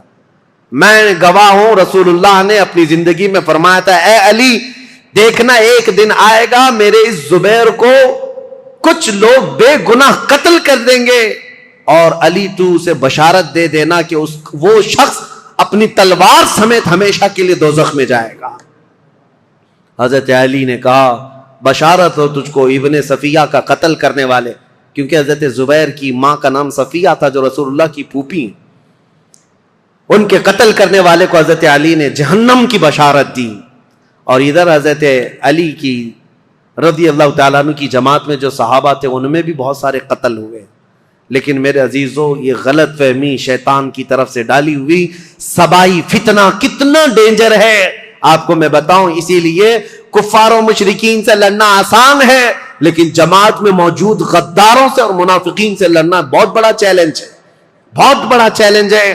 اسی لیے ہمیشہ سترک رہو، ہمیشہ محتاط رہو کہ تم اس دین پر قائم رہو جس پر اللہ اور اللہ کے رسول نے اپنے صحابہ کو چھوڑا ہے۔ اس کے علاوہ کوئی دوسرا راستہ امن والا ہے نہیں۔ یہ جنگ جمل ہے، اس کے بعد دونوں کے درمیان مصالحت ہو گئی، اور پھر حضرت علی رضی اللہ تعالیٰ عنہ کوفہ واپس چلے گئے، حضرت عائشہ صدیقہ رضی اللہ تعالیٰ عنہ واپس مکہ مکرمہ آئیں۔ یہاں تک کہ میں آپ کو بتاؤں، حضرت عائشہ جب نکلی تھی تو حضور کی ساری بیویاں، حضور کی ساری ازواج حضرت عائشہ کے ساتھ جا رہی تھی، لیکن جب حضرت عائشہ بصرہ جانے لگی تو حضور کی ساری ازواج وہاں سے نکل پڑی، کوئی ساتھ نہ آئی۔ اب اس معاملے کو میں آپ کے سامنے رکھتا ہوں میرے عزیزو، اے سنیوں۔ پہلی بات تو یہ ہے، ہم میں سے کوئی اس لائق نہیں کہ ان دو جماعتوں میں کسی ایک کو کے لیے فیصلہ کر سکے۔ کیا آپ میں سے کسی کی اہلیت ہے؟ کوئی اس لائق ہے کہ کبھی حضرت علی کے بارے میں فیصلہ دے یا حضرت عائشہ کے بارے میں فیصلہ دے؟ جب تمہیں پتا ہے میری حیثیت ہے ہی نہیں۔ ارے ماں باپ لڑ جائیں تو بچے کی یہ حیثیت نہیں ہوتی کہ وہ ماں باپ میں فیصلہ کرے، وہ تو امت کے ان کبار لوگوں کی بات ہے جو رسول اللہ کی شرف صحابیت حاصل کیے ہوئے ہیں۔ پہلی بات اپنی زبان کو لگام دینا۔ یہ ہوا تھا تو یہاں ایسا نہیں ہونا تھا، وہاں ایسا نہیں ہونا تھا، یہ کوئی گھر کا حادثہ نہیں ہے، کسی گلی محلے کا حادثہ نہیں ہے۔ یہ دو جماعتیں صحابہ کی، دونوں جماعتیں جن کے متعلق قرآن کی آیتیں ہیں، رضی اللہ عنہم ورضوا عنہ، اللہ ان سے راضی ہوا اور وہ اللہ سے راضی ہیں۔ وَكُلًّا وَعَدَ اللَّهُ الْحُسْنَى 27ویں پارے کی آیت ہے، اللہ نے فرمایا ان سب سے اللہ نے جنت کا وعدہ فرمایا، جنت کا وعدہ فرمایا۔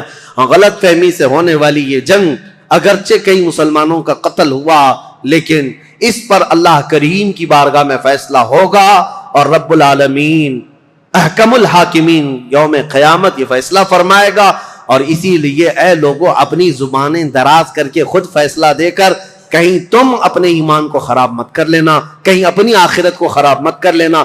اب آئندہ سے میں آپ کو بتاؤں، جنگ جمل اور اسی طرح کی حضرت امیر معاویہ کے ساتھ ایک جنگ ہو گئی، جنگ صفین۔ اس کو تذکرے کی ضرورت نہیں، لیکن حقیقت میں وہاں پر بھی یہی غلط فہمی ہوئی تھی۔ حضرت امیر معاویہ چونکہ اعلان کر چکے تھے خون عثمان کا بدلہ لینا ہے، وہ بھی ملک شام سے آئے اور ایک جگہ پر حضرت علی رضی اللہ تعالیٰ عنہ کی فوج اور ان سے ٹکراؤ ہوا، اس میں بھی جنگ ہوئی، لیکن دو صحابہ کو حکم بنایا گیا، ایک حضرت عمر بن عاص اور ایک حضرت ابو موسیٰ اشعری۔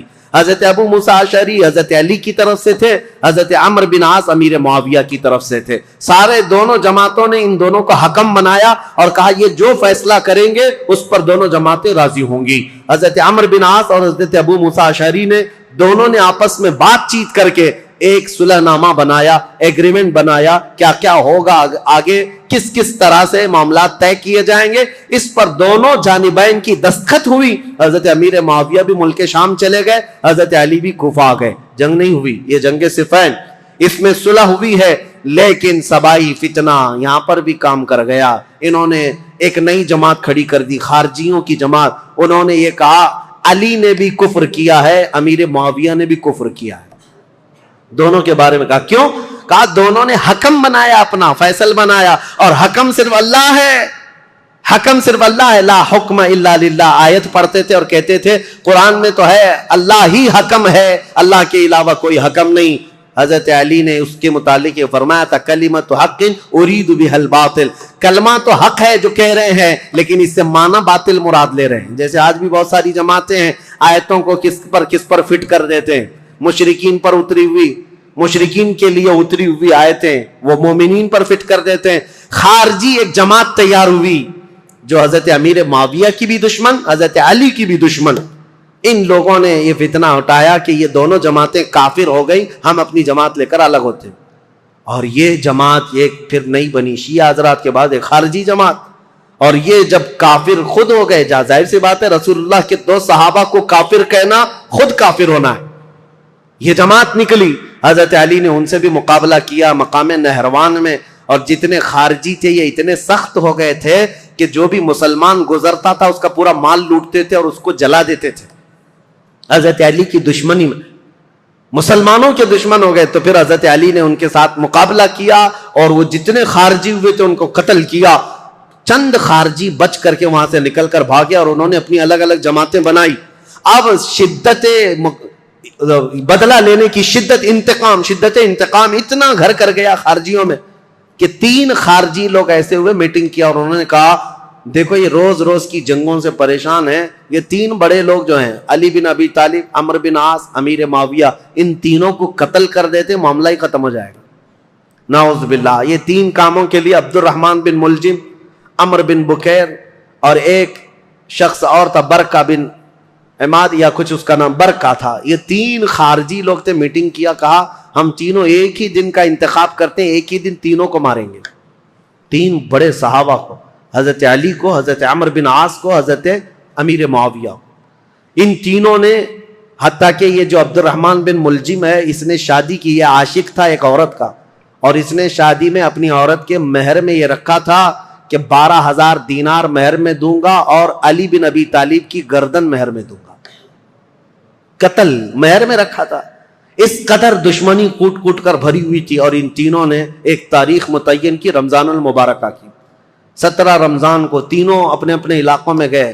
حضرت علی کوفہ میں تھے، حضرت عمرو بن عاص یہ مدینے میں یا دوسرے علاقے میں تھے، حضرت امیر معاویہ ملک شام میں تھے۔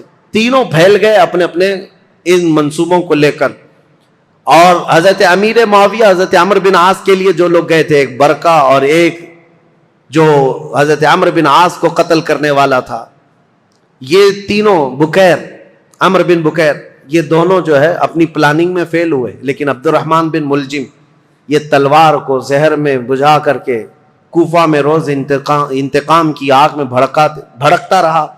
اور حضرت علی رضی اللہ تعالیٰ عنہ ایک رات سوئے ہیں اور خواب میں رسول اللہ صلی اللہ علیہ وسلم کو دیکھا، جیسے حضرت عثمان اپنی شہادت کے دن ایک دن پہلے دیکھے۔ حضرت علی رضی اللہ تعالیٰ عنہ نے خواب میں رسول اللہ سے عرض کیا، یا رسول اللہ میری امت نے مجھے ٹھیس پہنچائی، آپ کی امت کے کچھ لوگوں نے مجھے ٹھیس پہنچائی۔ رسول کریم صلی اللہ تعالیٰ علیہ وسلم نے فرمایا، اے علی تم کل کھڑے ہو جانا، ان قریب وہ پوری قوم ہلاک ہوگی جس نے تجھے ٹھیس پہنچائی۔ رسول کریم صلی اللہ تعالیٰ علیہ وسلم نے فرمایا، اور ان کی زندگی میں ہی یہ حضور نے فرمایا تھا، علی جو جماعت تم سے نفرت کرے گی وہ جہنم میں جائے گی۔ حضور نے تو منافق کی علامت بھی بتائے، جس کو علی سے بغض ہوگا وہ مومن نہیں منافق ہوگا، زندگی میں فرمایا تھا۔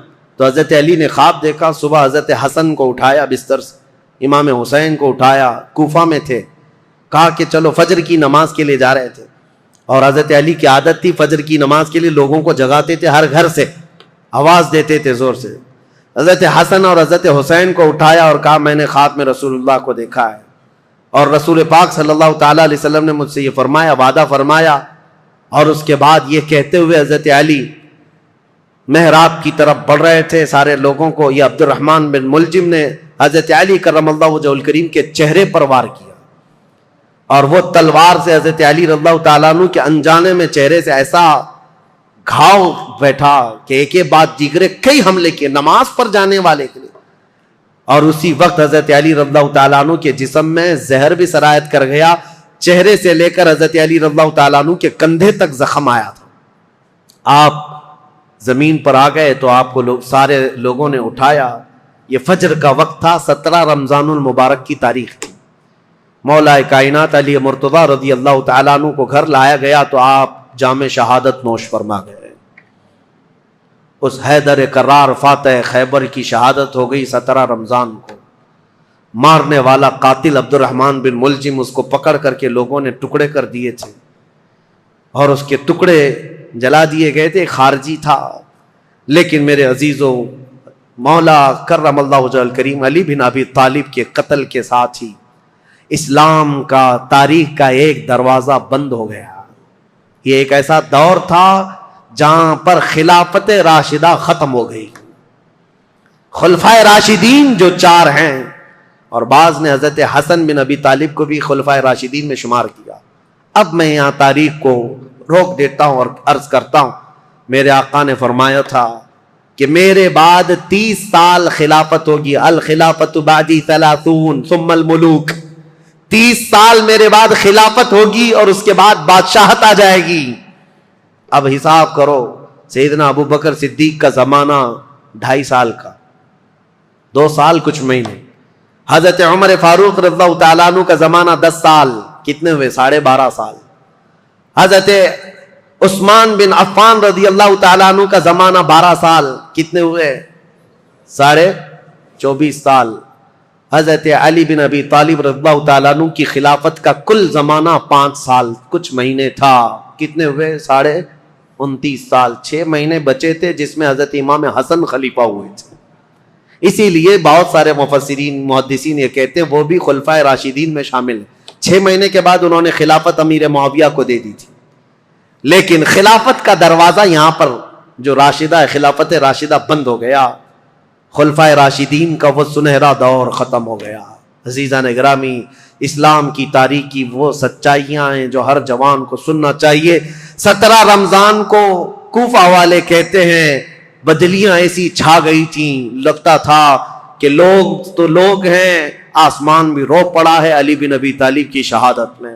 حضرت علی کرم اللہ وجہہ الکریم کا جسد خاکی لایا گیا. امام حسن نے نماز جنازہ پڑھائی، امام حسین نے غسل دیا تھا، اور آپ کو کوفہ شہر کے اسی مسجد کے کنارے دفن کیا گیا تھا. بعض روایات میں ہے آپ کے جسد مبارکہ کو لوگوں سے چھپا کر کے رکھا گیا تھا، کیونکہ خارجی جو جماعت تھی وہ اتنے شدید قسم کی نفرت کر رہے تھے کہ کہیں قبر کو اندھیرے میں کھود کر توہین نہ کریں، بے حرمتی نہ کریں. مولا کائنات علی مرتضیٰ رضی اللہ تعالیٰ عنہ کی قبر مبارکہ کو چھپایا گیا تھا. لیکن بہت ساری روایتیں بتاتی ہیں مقام نجف اشرف جو کوفہ کا حصہ تھا جہاں مولا علی کو دفن کیا گیا، آج بھی امیر المومنین کا دروازہ بڑی شان کے ساتھ کھلا نظر آتا ہے. اور ان کی تربت انور پر جب جھنڈا لہراتا ہے تو میرے عزیزوں، کئی مرتبہ نجف جانے کا موقع ملا، کئی مرتبہ عراق گیا. جب بھی اس لہراتے ہوئے جھنڈے کو دیکھتا ہوں تو خیبر یاد آ جاتا ہے. مولا کائنات کی وہ تلوار کی شکلیں لٹکائی گئی ہیں. اگرچہ شیعہ لوگوں کی وہاں پر حکومت ہے، لیکن حیدر کرار کے دربار میں جاتے ہیں تو دل ہچکونے لینے لگتا ہے اور بدن میں کپکپی آتی ہے. اس دربار میں آئے ہیں جس نے خیبر کے پھاٹک کو ایک ہاتھ سے اکھاڑ کر پھینکا تھا، جس نے اسلام کی تاریخ میں ایک نیا دروازہ کھولا تھا، جس کو رسول اللہ نے اپنی وفات کے وقت تک پسند کیا تھا. آپ کو پتا ہے پیدا ہوئے علی، حضرت علی جس دن پیدا ہوئے رسول اللہ نے اپنا لعاب پاک ان کو چٹایا تھا. روایات یہ ہے حضرت علی نے آنکھیں کھولی نہیں تھی، سب سے پہلے آنکھیں کھولی تو دیکھا تو چہرے رسول کو دیکھا تھا. رسول کریم صلی اللہ تعالیٰ علیہ وسلم کے گھر میں پرورش پائے، اپنے باپ کے گھر میں نہیں، رسول اللہ کے گھر میں. جب رسول اللہ نے اسلام کی دعوت دی، سب سے پہلے اسلام لانے والے علی بن ابی طالب تھے. جنگوں میں ہر جگہ شریک، بدر میں بڑھ کر مقابلہ کرنے والے. احد میں حضرت علی کے جسم پر 18 زخم ایسے تھے جن ہر زخم سے خون رستا تھا. صحابہ کہتے ہیں ہم کہتے تھے علی کو کہ زخموں کی پٹی کر لو، لیکن وہ دوڑے جاتے تھے کہ میں رسول اللہ کو دیکھ لوں. میدان جنگ میں اس طرح ثابت قدم رہنے والے. ایک مرتبہ لوگوں نے کہا حضرت علی ان کے پنڈلی میں ایک تیر ایسا چبھ گیا تھا کہ نکالتے تو گوشت نکل آ جاتا تھا، آپ نکالنے نہیں دے رہے تھے. لوگوں نے کہا علی بن ابی طالب کی اس پنڈلی سے تیر اس وقت نکالو جب یہ نماز پڑھنے کے لیے چلے جائیں، اس لیے کہ نماز میں ایسے محو ہو جاتے تھے دنیا و ما فیہا سے بے خبر. دنیا میں ہو کیا رہا ہے، کیونکہ وہ اپنے خالق کائنات کے رب کے حضور سجدہ کرتے. جو لوگوں نے یہ کہا حضرت علی جیسی نماز کے لیے رکعت باندھے، ان کی پنڈلی سے یہ تیر کھینچ کر نکالا گیا، اس تیر کے ساتھ گوشت بھی نکل کر کے آ گیا، لیکن ان کی نماز نہیں ٹوٹی. نماز مکمل کیا، سلام پھیرنے کے بعد لوگوں سے پوچھا کس نے میری پنڈلی سے تیر نکالا اور کس وقت نکالا مجھے تو خبر ہی نہ ہوئی۔ وہ حیدر کرار کی نماز تھی۔ رسول اللہ کے ساتھ ہر گھڑی رہنے والے حضور صلی اللہ تعالیٰ علیہ وسلم نے اپنی عزیز لخت جگر فاطمہ الزہرا کے لیے کسی کو منتخب کیا تھا، وہ علی بن ابی طالب کو منتخب کیا تھا۔ اور یہ بات بھی بتا دوں، رسول اللہ نے اپنے جانے کے وقت جن لوگوں کا نام فرمایا تھا کہ میں ان لوگوں سے راضی ہوں، وہ کون لوگ تھے جن کے ناموں میں حضرت علی کا نام تھا؟ حضور نے فرمایا میں ان سے راضی ہوں۔ وفات کے وقت بھی رسول اللہ ان سے راضی تھے، اور حضور صلی اللہ تعالیٰ علیہ وسلم کے پردہ کرنے کے بعد جو سعادت حاصل ہوئی حضرت علی کو، حضور صلی اللہ تعالیٰ علیہ وسلم کا کفن حضرت علی نے باندھا تھا، تجہیز و تکفین آپ نے فرمائی تھی، اور رسول کریم صلی اللہ تعالیٰ علیہ وسلم کو آخری مرتبہ قبر انور میں جو اتارا گیا ہے، اس قبر میں اترنے والے بھی علی بن ابی طالب تھے۔ یہ فضائل، یہ کمالات بے شمار ہیں۔ مولا علی کرم اللہ وجہہ الکریم ان سارے فضائل و کمالات کو لے کر 17 رمضان المبارکہ کو یہ سورج غروب ہو گیا اور دنیا میں اندھیرا چھا گیا، فتنوں کا ایک نیا دور کھلا، اور پھر ایسے فتنے کہ آج تک تھم نہ سکے اور قیامت تک رک نہ سکیں گے۔ مولا علی شیر خدا، ان کی تربت پر کروڑوں سلام، ان کی تربت انور پر لاکھوں انوار و تجلیات رب کی اترے۔ عزیزان گرامی وقار، بات صرف اتنی کہوں گا، یہ چاروں خلفائے راشدین ہر ایک کا اپنے دور میں ایک ایک کمال ہے، اور ایسا کمال ہے کہ یہ چاروں خلفائے راشدین کی تاریخ اگر میں ایک جملے میں عرض کروں تو بات صرف اتنی ہے: اسلام تیری نبض نہ ڈوبے گی حشر تک، اسلام تیری نبض نہ ڈوبے گی حشر تک، تیری رگوں میں رواں خون ہے 4 یار کا، تیری رگوں میں رواں خون ہے 4 یار کا۔ اسلام کی یہ سرسبز و شادابی جو آج دیکھتے ہیں، یہ رسول اللہ کے ان خلفائے راشدین کا خون ہے، ان کی محنتیں ہیں، ان کا کردار ہے، اور آج بھی دنیا یہ خلفاء کی مثال لانے سے عاجز ہے۔ بڑے بڑے بادشاہ آئے ہوں گے، لیڈر آئے ہوں گے، حکمران آئے ہوں گے، لیکن میرے مصطفیٰ کی یہ 4 غلام کوئی لا کر کے دکھا دے، وہ کوئی دنیا اس طرح کے غلام لا نہ سکے گی۔ حیدر کرار جو ٹوٹی چٹائی پر بیٹھ کر لوہے محفوظ کا مطالعہ کرتے ہوں، رسول اللہ صلی اللہ تعالیٰ علیہ وسلم کے ان غلاموں کی تربت پر مولا کروڑوں رحمت نازل فرما۔ اخیر میں دعا ہے مولا تاریخ اسلام کی یہ سچائیاں پوری کائنات میں موجود ہر مسلمان نوجوان کے سینے میں جاگزیں فرما دے۔ اے اللہ، ہم تیرے دربار میں صدیق اکبر کی صداقت کا صدقہ مانگتے ہیں، فاروق اعظم کی عدالت کا حصہ مانگتے ہیں، عثمان غنی کی سخاوت کا جز مانگتے ہیں، مولا حیدر کرار کی شجاعت کا ٹکڑا مانگتے ہیں۔ مولا ان خلفائے راشدین کے کچھ حصے صدقے میں ہمیں عطا فرما، اور قیامت تک آنے والی ہماری نسلوں کو ان صحابہ کی غلامی میں زندگی عطا فرما۔ رسول اللہ صلی اللہ علیہ وسلم کے قدموں میں زندگی عطا کر اور ان کے جلوں میں موت عطا فرما۔ مولا جب قیامت کے دن اٹھائے تو بدکاروں کے ساتھ نہ ہو، مولا ہمارا حشر رسول اللہ کے ان صحابہ کے ساتھ عطا فرما۔ وآخر دعوانا الحمدللہ رب العالمین۔